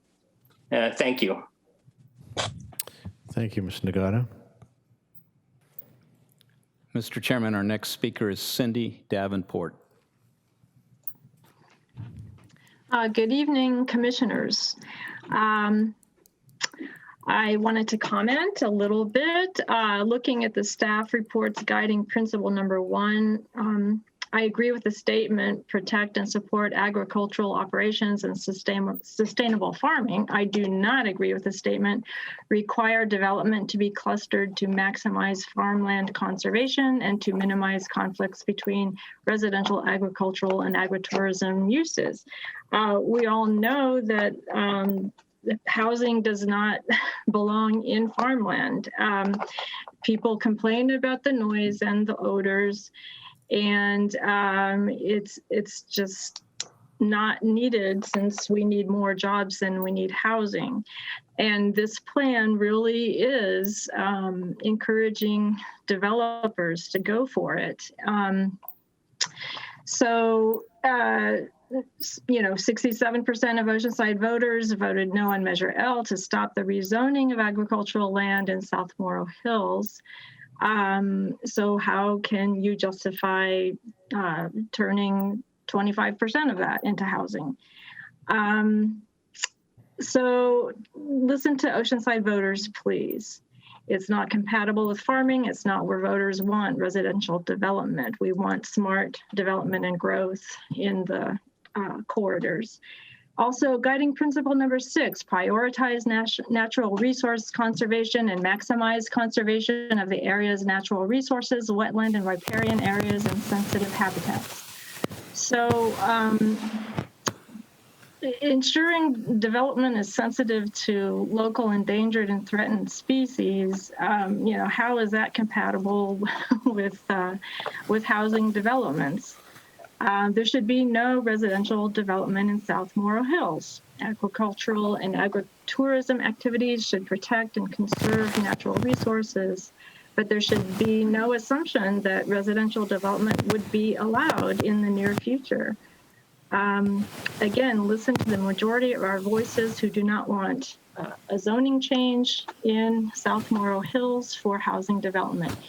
Agritourism is something that definitely should be encouraged, but we can't protect farmland and protect natural resources and sensitive habitat with any more development of housing. So please listen to us. Thank you. Thank you. Our next speaker is Michelle Castellano-Keeler. Good evening. Can you hear me? Yes, we can. Great. My name is Michelle Castellano-Keeler with Milano & Company. My family is in its 3rd generation of farming. We farm cut flowers and some fruits and vegetables in South Morrow Hills. We're mostly cut flower grower. We now grow fruits and vegetables, which we also sell at our recently opened farm stand in South Morrow Hills. I need to comment as a commercial farmer to remind people that commercial farming in Oceanside is becoming more and more difficult and bordering impossible. And that's why we're here. The farmers such as ourselves, we face offshore competition, cheap imports, a lot of government restrictions, increased costs of labor, water, et cetera. So why we're at this table is farmers such as ourselves, we're looking at 2.5-acre splits. As Russ said earlier, that's our only option if we can no longer farm. And 2.5-acre, the pegboard, I think that you put that up, that doesn't preserve farming, nor does it preserve farmland. And I have to make a distinction. A lot of people have been talking about conservation of farmland, conservation of farmland. I think what we're talking about is conservation of farming. You can preserve land, but if the farmer can't farm it, it's not farmland anymore. And what farmers have been saying for a while now is we can't farm. So we really appreciate that the city has come at looking at ways to keep farmers, commercial farmers out there in business via Tier 2 agritourism, clustering housing to get infrastructure out there. All of these are ways to keep the farmers out there and not turning South Morrow Hills into that 2.5-acre pegboard. So, we want to thank the city. We really look forward to working with the city on this and continuing to work with them. We've really appreciated everything they've put into this and finding a beneficial plan so farmers such as ourselves can continue to farm, albeit via agritourism and not commercial farming the way it is now. I think Neil Nagata mentioned earlier, and I just have to repeat, I really think we need to focus on flexibility and open-mindedness in these programs, because we don't know what the future opportunities are going to be.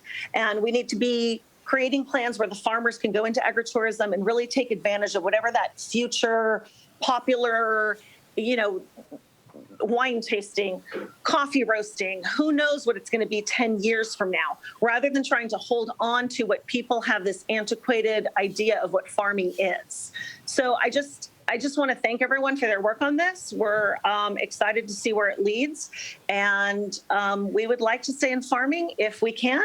If we can't, we can revert back to that 2.5 acre pegboard that I think Rob put up on the board earlier. None of us want that.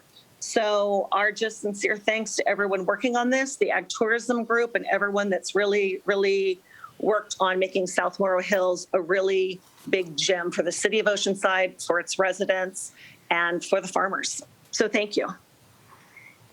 Thank you.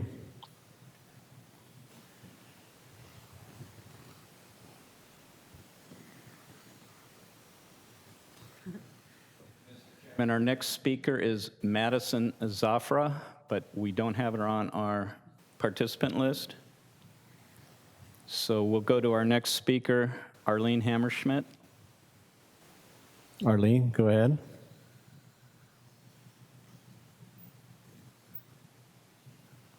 Thank you, Jeff Hunt, Mr. Jeff Hunt. Hi. It would be really helpful if the people on deck had a little advance notice, like for myself. I was almost in another room because I didn't know where I was in line. So if that would be considered, that'd be really helpful. Again, we still can't eat houses. We grow houses on farmland. Even the cruddiest farmland, we can't eat houses. We need farmland to grow food here, close to our residents, close to our community, not truck it in. We're trying to get away from automobiles. We need to keep that closer to our community as well. I really do not feel that this plan reflects the results of Measure L, especially considering public safety. Any additional houses means additional traffic, which means slower evacuation time. And when we talk about housing, we have to really think about at least 2 vehicles per unit, which would mean 4 vehicles at least per, I think, 8, whatever the smallest number of acres were. That's a lot.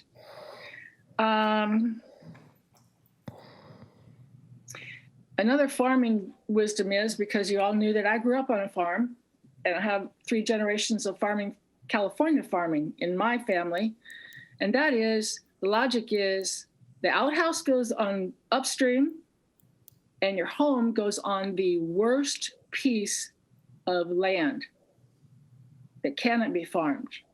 Not that kind of can be farmed. So the prime farmland, which can grow nearly anything, really needs to be reserved. Don't put houses on that. We want to save the last acres of significant agricultural resources, the voters on Measure L.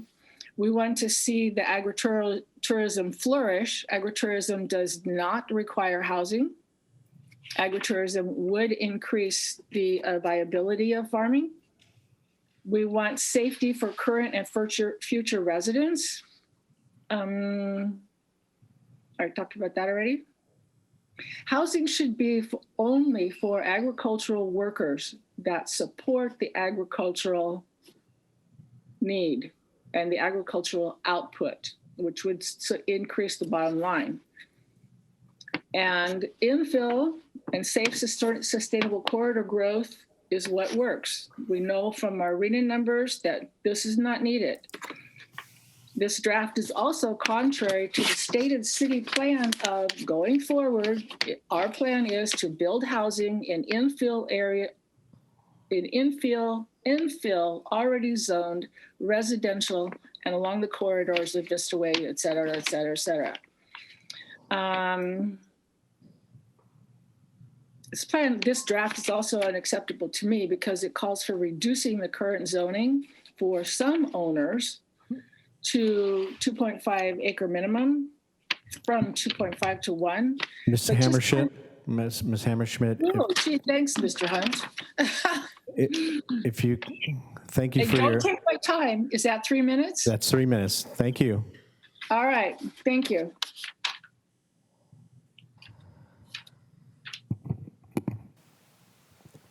Our next speaker is Hannah Gabe.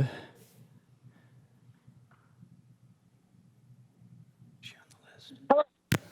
Can you hear me? Hannah, Hello? Can you hear me? Miss Gabe, is that you? And who's the next Can you speaker? hear me? Go ahead, Hello, Miss can Gabe. anybody hear me? Go ahead. Okay, great.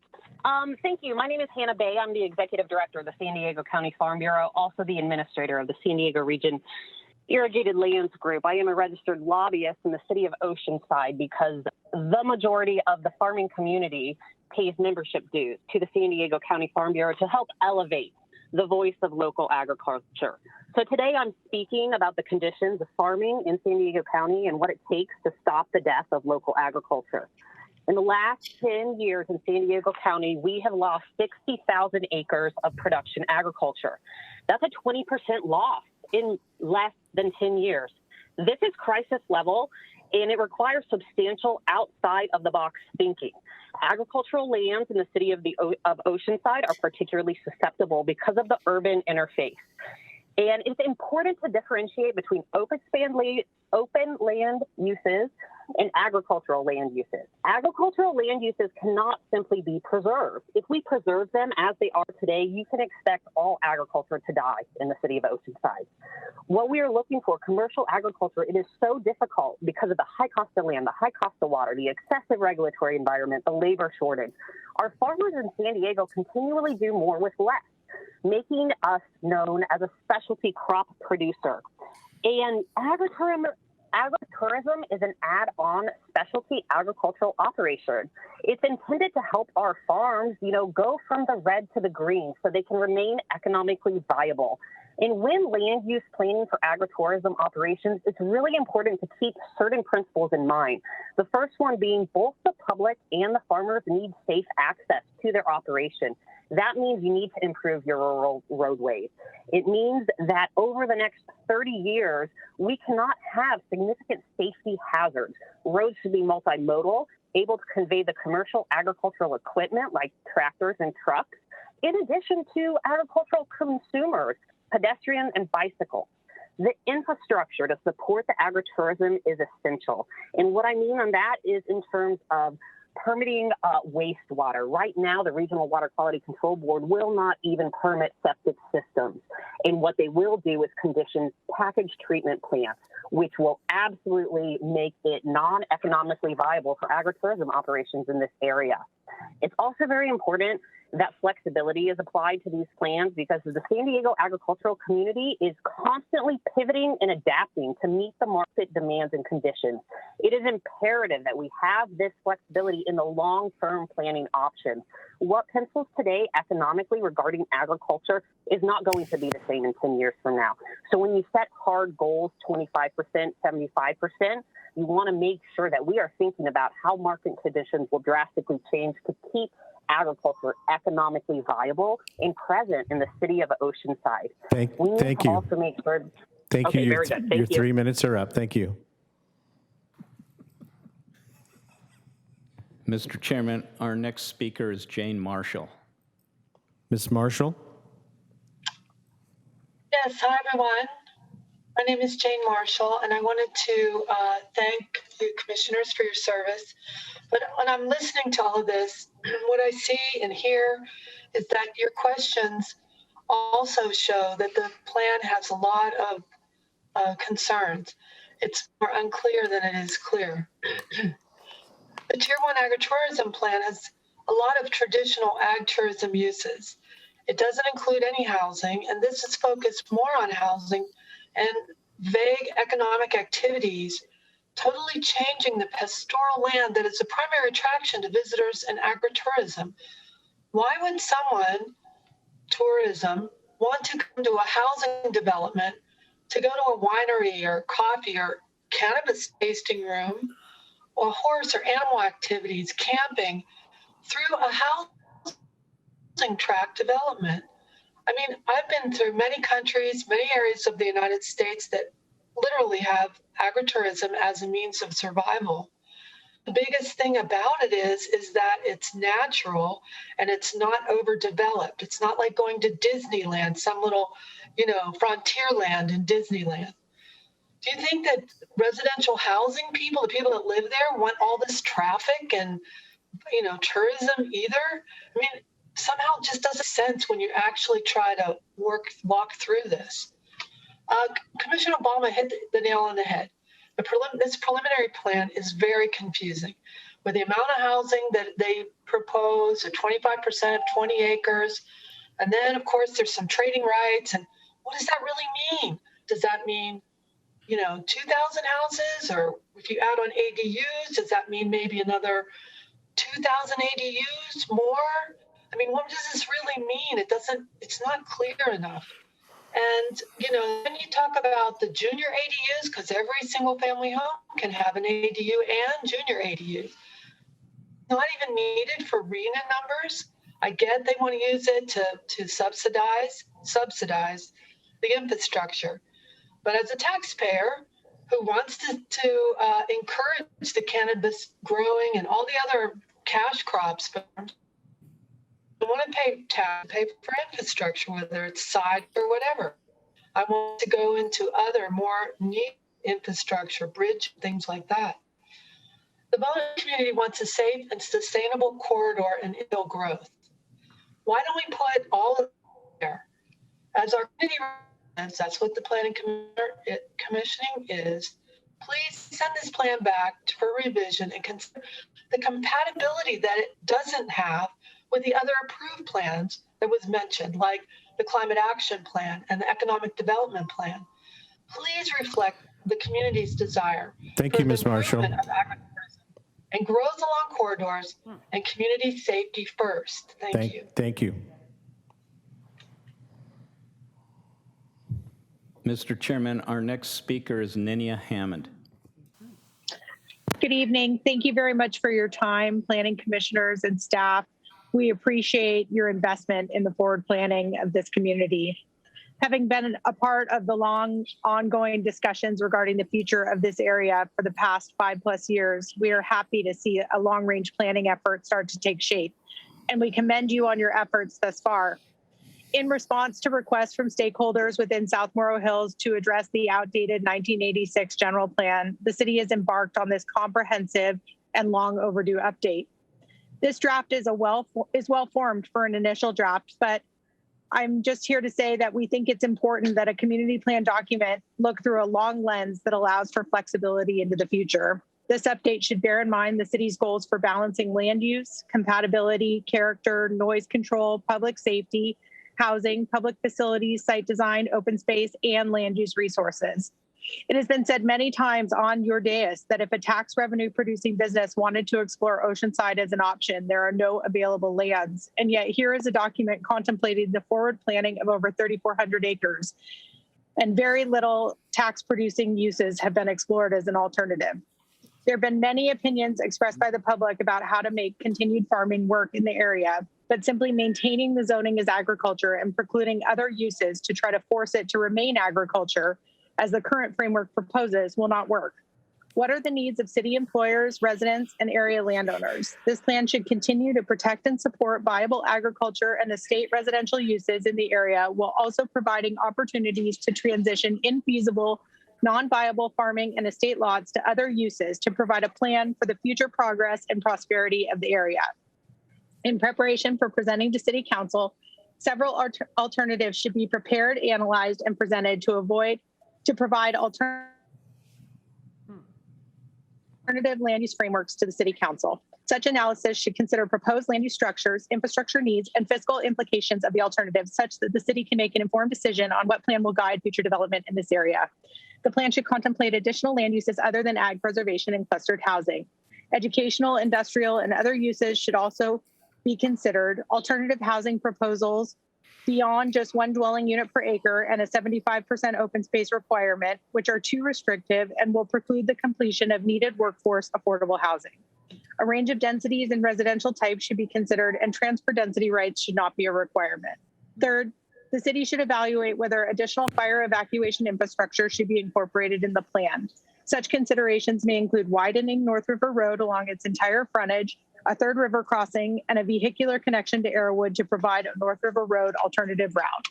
Lastly, sleeping Indians should be considered already developed, so no utility infrastructure should be planned or provided to this area. This will reduce the infrastructure costs proposed to be borne by future residents and employers. Thank you, Ms. for Hammond. consideration.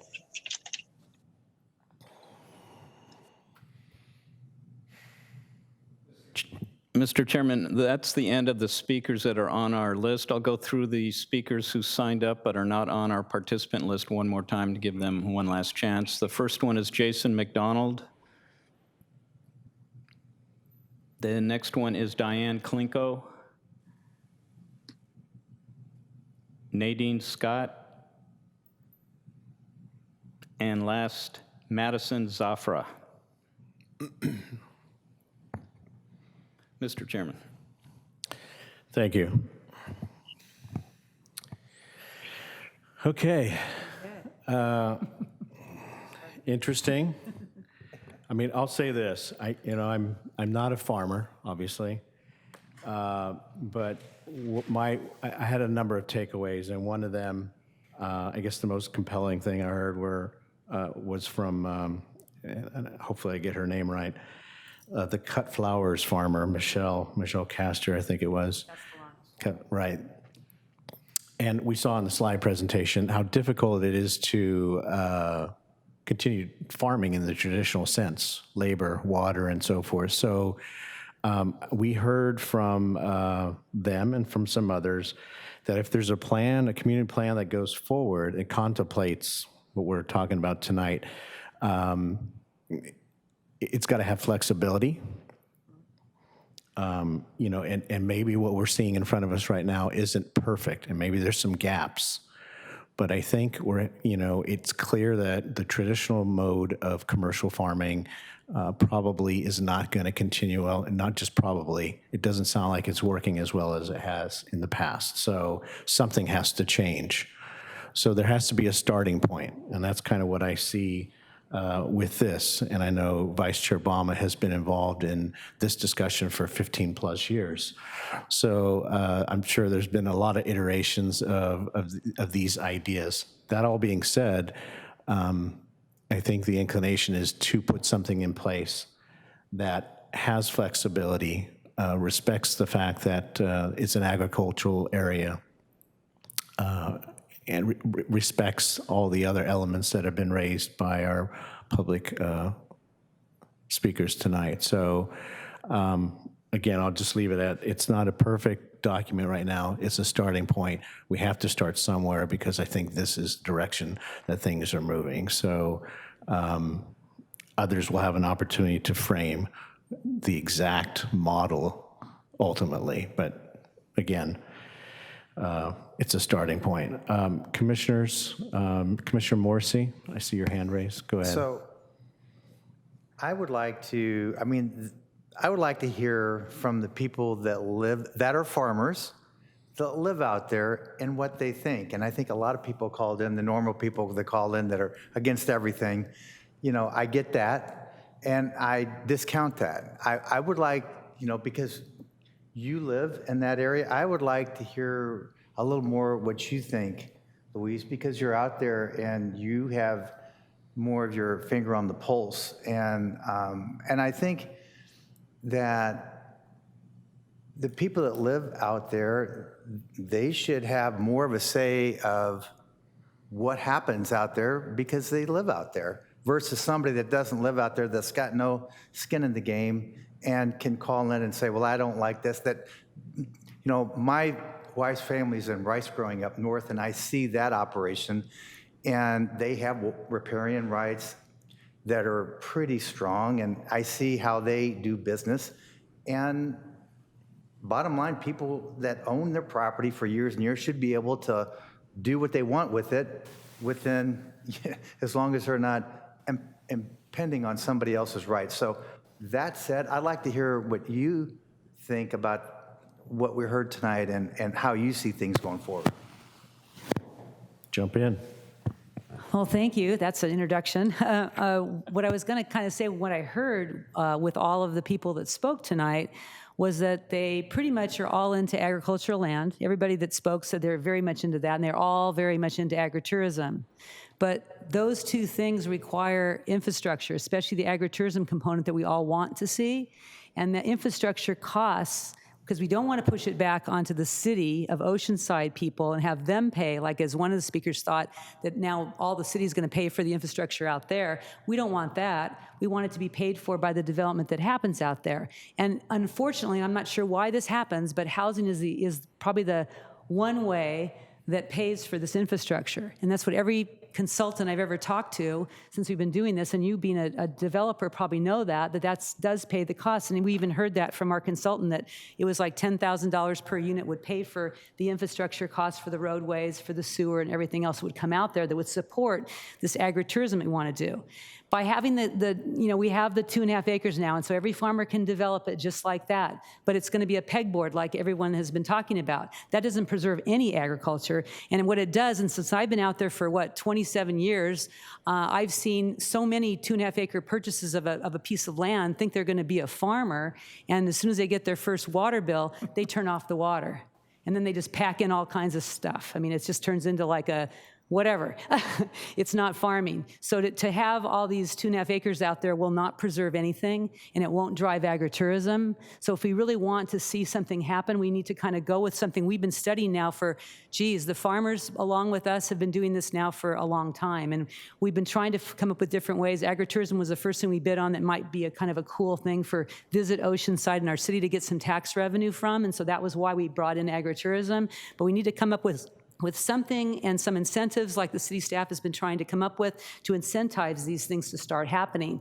And so that cluster development, it sounds like terrible, but it really isn't, because it's going to take 25% of the land into some kind of development, and the rest of it's going to be preserved in agriculture, will give us some kind of authentic, hopefully something, not commercial, because commercial agriculture is on its way out. Like a lot of people said that were farmers, once you put houses down, you can't be a commercial farmer anymore, because no matter if it's organic or commercial with regular pesticides, someone's going to complain about chicken manure.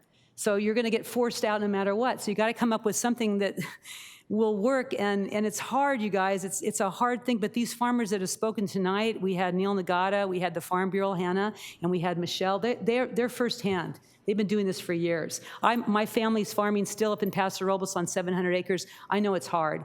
It's the way it is. And so we got to come up with some compromises.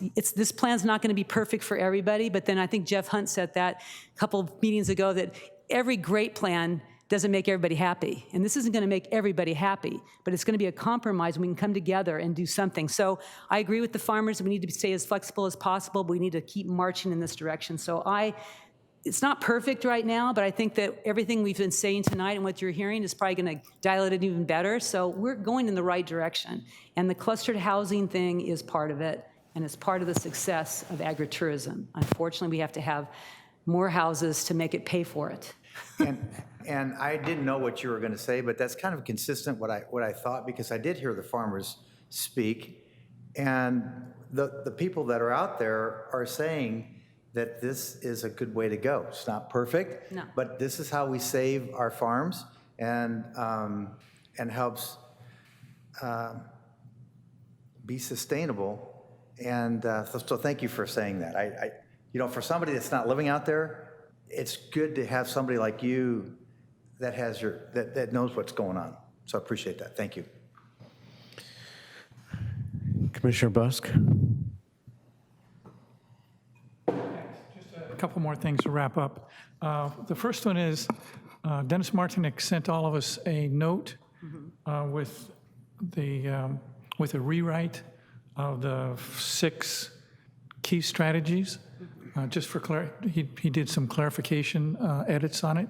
I think he did a great job of editing it without changing the content. He just made it more understandable. I think you really need to take a close look at what he sent us. The other comment I'd like to make is, in this document, you say we're going to require the conservation easements to be dedicated to the city of Oceanside. I would think that's probably not the right group to hold those easements.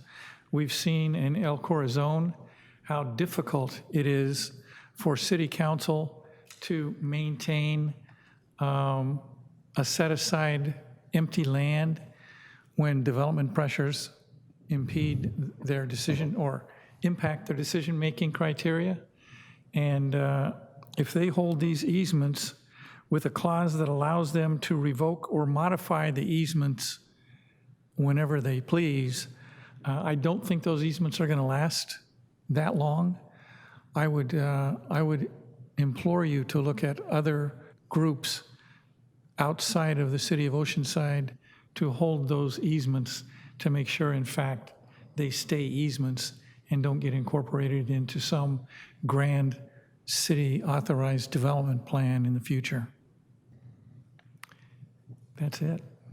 Thank you. Good comment. I'd like that one. Commissioner Custer. I'd just like to say that I completely agree with Commissioner Morrissey that we have to allow the people that live out there to have a lot of input in this decision. One of the speakers said that it's farming, not just the farm that we're trying to maintain, and the farming apparently is getting too expensive without some adjustments being made. So although there's concerns, and I have a few, I think overall we're heading in the right direction, and that no one's going to get 100% of what they want. So we've got to keep plugging away at this. Mr. Chairman, if I could just clarify the record, Dennis Martinick does live out in South Morrow Hills. I wouldn't call him a professional farmer, and I don't want to disparage him. I'm just trying to describe him. I think he's a small lot owner, but we did hear from people who live in South Morrow Hills besides just farmers. Yeah, thank you. Commissioner Crahill, Commissioner Goodkind, I don't see you on my screen. So go. Did that work? Yeah, go ahead. Thanks. There we go. All right. Yeah, we're getting the Zoom thing here. I think there's been some really important questions asked. I appreciate we're at a formative stage here. And that there's a lot of work that's gone in so far, especially that this is being done. I think importantly as part of the general plan update. I really appreciate that that's how staff's approaching this, and of course the perspectives that we heard from a lot of folks, both who are stakeholders out there, but also who are stakeholders in our community. So I want to push back a little bit on the idea that the only people that can talk about this are the largest landowners out there. Their perspectives matter, but so does everybody's in this city. And we're a planning commission that is trying to do what's right for the entire city and the sustainability of our development and of our economy here. So anyway, I just want to make sure that we're clear that some people's voices should not be dismissed so easily. But okay, so the big reason I keep hearing from folks about why we need to consider increased housing density out there is the threat of the pegboard. That the current zoning of 1 unit per 2.5 acres is going to lead to this pegboard where, just all single, big houses. But we also heard tonight that no new septic systems will be approved by the county. So logically, that pegboard relies on septic systems. If you can't build a septic system, then that pegboard problem really becomes logically less of an issue. So I want to understand more about that kind of contradiction in the big threat that we keep hearing, because I appreciate that threat, but I want to make sure that it's a real threat, that it's not just a past threat that led to where we currently are, but may not be the true thing going forward. I do agree with Commissioner Obama on the point that this plan is supposed to be about paying for the infrastructure to support agritourism. I think that really was the crux of where this came from. But the only problem is that we keep hearing also that the only way to pay for that infrastructure is by building more housing. And while maybe on the front end, that will be enough to build the infrastructure, but in the long term, a residential housing development just doesn't pay for the infrastructure and other services that are needed to support it. We've seen that time and again here in Oceanside. let alone all across California. And I mean, we can even say why we had to pass that sales tax measure recently, because we couldn't keep up paying for our services because the housing development that we've done over the last 40 years or so just has not been able to sustain itself with the property taxes that we collect. So I have a hard time buying that argument that more housing is the kind of key to paying for the infrastructure that would support agritourism. I'm open to being convinced otherwise, but it's hard for me to get that. And that then leads me to being worried that so much of this plan is built on that and relies on that. I mean, I think we need to our goal here needs to stop sprawl housing development in order for the city to be truly sustainable. The Smart and Sustainable Corridors plan is being developed as part of the general plan. That makes a lot of sense to me. And so I just want to make sure that this plan advances the right goals, towards sustainability for our entire city. Thank you. Thank you. Can I just add something to Kyle's comments about the, just a quickie. Yeah, I agree with you on the housing, that the housing does cost us money going down the road, but with the component of agritourism out there, and that's what we really want out there, and that's what the farmers are hoping to get more of that too, that will bring in increased sales tax and increased TOT tax. That will bring in more of the revenue that we will hopefully have to displace some of that housing kind of draw. So just wanted to throw that out, as that's what we've looked at that in when we were studying this thing, is that's what the agritourism was so, I'm going to say sexy, but it's kind of like that's why we wanted to have that out there too. Thank you. Commissioner Goodkind, just a second, Commissioner Busk. Commissioner Goodkind, did you? Yes, thank you. Well, obviously a complex undertaking, and I really do appreciate all of the effort that has gone into this draft by staff and resident and all the stakeholders. I noted Ms. Castellano-Keeler's remarks that farmland isn't farmland without farms. And that really hit home when I was listening to all the public input. The need for flexibility, clearly, I can see that. I agree with that. The one thing that I'm really struggling with in this draft is how these clusters, what they will look like, because I think Commissioner Custer really revealed in her initial questioning that we don't have really a clear idea of what lot sizes we're talking about with these clusters. So I think there needs to be some clarification. To me, that concept in this draft plan is very confusing.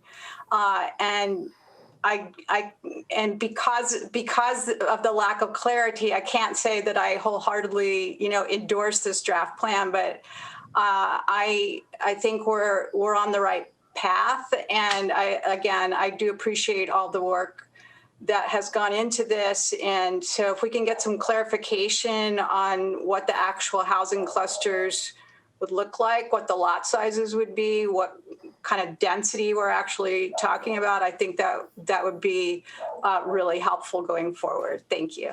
Thank you. Commissioner Busk, you want to make a closing remark? Yeah, just a quick remark.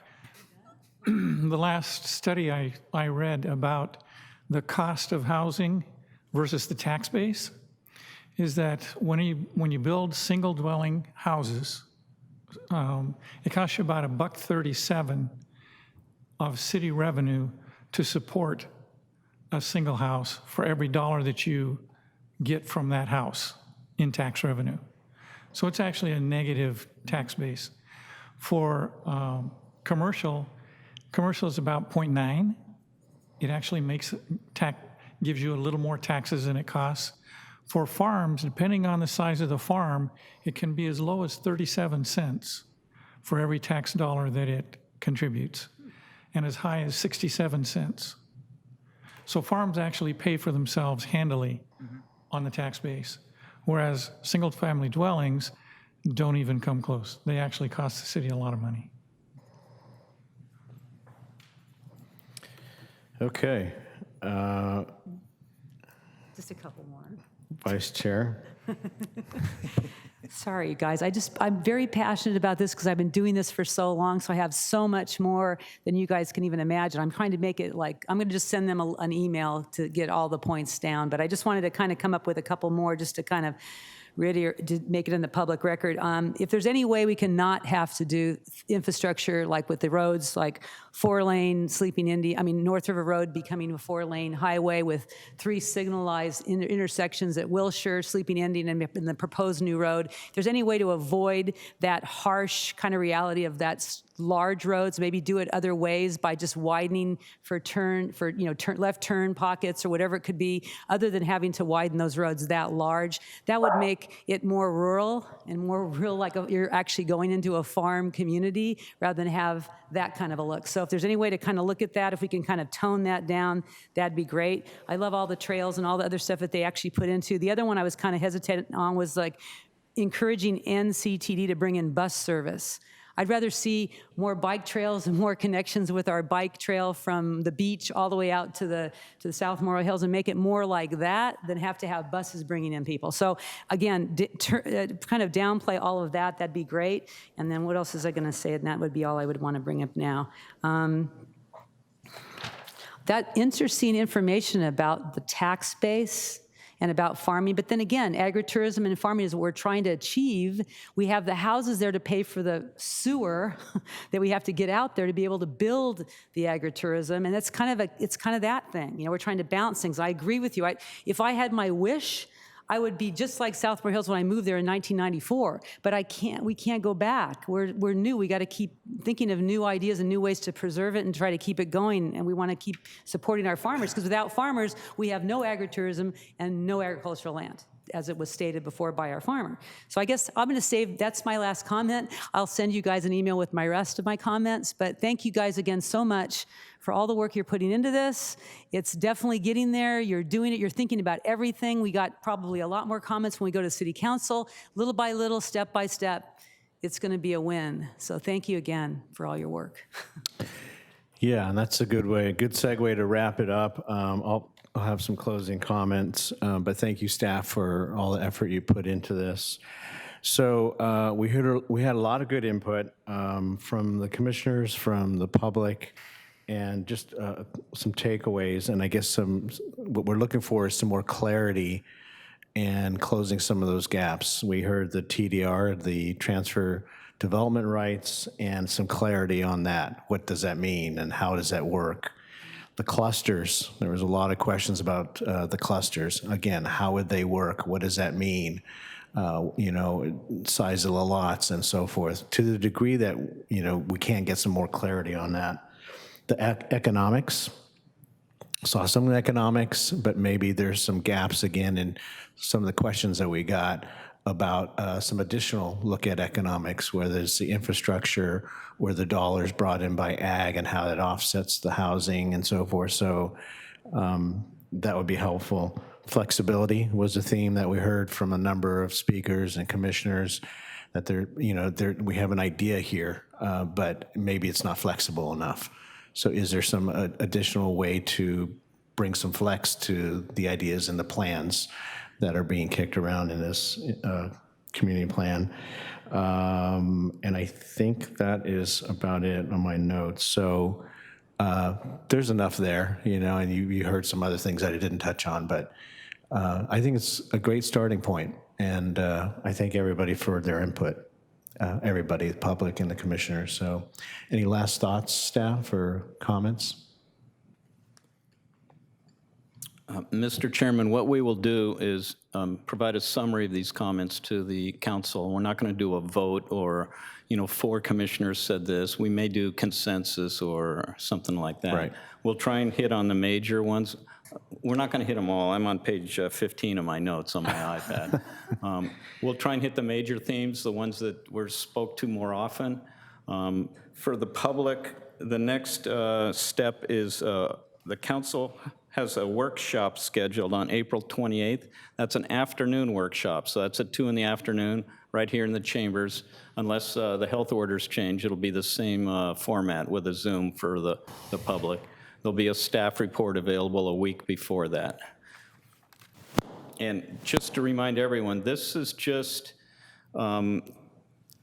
keen, critical ideas that will then inform the plan. And when that plan gets drafted, you can bet that the Planning Commission is going to see it again. And we're looking forward to it. Okay, if we're done with that part of the agenda, then we'll go to City Planner and Commissioner reports. I really don't have anything to bring to the attention of the group this evening, so I will look over to Vice Chair Bama. Anything for I think I've reports? probably said enough tonight, so I have nothing to report. Thank you. Commissioner Crahill. I just say that I think myself and Commissioner Busk are going to be in front of the City Council pretty soon here for reappointment. So in the case that we don't join you back again, or if I don't at least, I just want to say how much it's been a pleasure to work with you all here and how much I appreciate the collegiality of this body and the work that we do and thoughtfulness. And so thank you all for it. And if I don't, I hope we all stay in touch. Thank you and best of luck. Yeah. Commissioner Busk. To echo what Commissioner Crahill said, I got a note today saying interviews with City Council is going to be March 31. So if I'm here next time we get together, I'll be a happy camper. It's been fun. If I'm not here next time this body meets, it's been fun. Nice knowing y'all. Yeah, and however it shakes out, and this goes through Commissioner Crahill as well, appreciate your service, your thoughtfulness in your comments, and the review of materials and your participation. Always really good, so thank you. Commissioner Goodkind. Yes, thank you. And good luck to my fellow commissioners, Crahill and Busk, outstanding commissioners. So good luck with that reappointment interview. Also, I want to announce that I will be back in chambers for our next meeting because I have been activated. Yeah. So, yeah, I'm waiting for my 28 days. And so, yeah, I look forward to being back on the scene. Thank you. That's all I Good have. deal. Well, we look forward to that. Commissioner Morrissey. Well, and I just want to say, it'll be nice to see you here, Robin. Thank you. Yeah, I was Thank you, Tom. I was at Buccaneer Park Sunday, and I was talking to some people that they are in commercial fishing, and we were talking about sand replacement in Oceanside, and talking about, you know, we're losing the sand, and you know, when you think about Oceanside, you think about the beaches, and so I don't know where our city is as far as that, but I'd like to see some emphasis put on what's going on with the replacement of sand in our beaches. And one of the and I don't know anything about this, but one of the things that this guy said that was when we started losing the sand, when the city, they had some piece of equipment near the jetty, and when they dismantled that, I guess it didn't manufacture sand, but it had something to do with replacing the sand. When they dismantled that's when we really started seeing problem with our beaches, and so anyway, that's just something I thought that as the city of Oceanside, that we should really put a lot of effort on having the best beaches in North County. So We should have sand. we should have sand. So Thank you, Tom. yes. Commissioner Custer. Nothing to report. Thank you. And City Planner? Thank you, Mr. Chairman. The Planning Commission pending agendas. April 5th meeting has been canceled. April 19th will be a busy night. You have the Coastline Baptist Church appeal of the city planner's approval. We have the tentatively scheduled the CarMax, previous owner-owned car business out by the DMV station. We have the Sudbury mixed-use plan in Corazon Park, and I may get you a Planning Commission work plan depending on my workload. The next meetings are blank. We haven't canceled them yet, but there's no items at this time until June 7th, and then that is scheduled for the housing element update, and we'll ask for a recommendation on that. Just to briefly explain it, there's a number of sites that have been identified with a density assigned to each of those sites, and then those have to add up to our arena. Most of the sites, but not all of them, are in the corridors. So again, consistent with the Smart and Sustainable Corridors plan. There's also policy that we have to review, constraints and opportunities, et cetera. So when we say housing element, everyone focuses on the arena, but there's other things involved in that housing element as well. So we'll be asking for a recommendation from the Planning Commission on that. Council, going back, March 10th, they did approve the Zen Leaf CUP. That's the cultivation out in South Morrow Hills that this body recommended approval. March 24th, they're going to review a report on cannabis, both the number of local licenses and the CUPs and the status of those. They'll also review the municipal code amendment regarding odor controls and the license status. This body recommended approval. And then they are scheduled to review a request for an inspection fee. So our consultant would get a fee each time they go out and perform an inspection on these facilities. March 31st is a workshop in the afternoon, 2 o'clock, and this is what Commissioner Busk and Crahill mentioned for the Planning Commission interviews. Both those seats are available. They could be reappointed, maybe not, we don't know. There's 13 applicants, including Kyle and Curtis. April 7th, we have the Left Coast CUP. This is the distribution CUP for medical cannabis out on Ordway that this body recommended approval. Likewise, the Buddies non-dispensary CUP on San Luis Rey Road, I believe. April 28th, as I mentioned earlier, is the workshop in the afternoon. They'll review the South Morrow Hills framework that we reviewed tonight. And then June 23rd is the workshop with adoption. We're going to ask for adoption at the workshop. We can do that as long as we notice it as a action for the housing element update. We have to have that adopted by August 15th, and that includes a grace period. So April 15th is the actual deadline, but they give you a 120-day grace period. March 15th, there was a meeting regarding the Buena Vista Lagoon Joint Powers Committee, and they established 2 ad hoc committees, one to explore vector control, which really means removal of the cattails, and that results in the mosquitoes. The other ad hoc committee was to look at funding and really just enhancement projects in general. So there seems to be some movement on that front. We have a downtown advisory committee scheduled for April 28th. We'll ask for a representative from the Planning Commission to be appointed to that. And then finally, I sent around an email. Oh, pardon me, let me explain one other thing. There was a request to get information on the floodplain amendment or floodplain alteration on North River Farms. I've asked the city engineer to do that, and he's in the process of getting a response on that. And then finally, I did send around an email explaining the permitting process regarding revetment work. It explained the different options and the different jurisdictional duties and roles assigned, and I'd be happy to discuss that further. And then the comment from Mr. Morrissey about the sand retention, we can give you an update on that in the near future as well. Thank you. Anything else? Seeing none, we are adjourned. Thank you.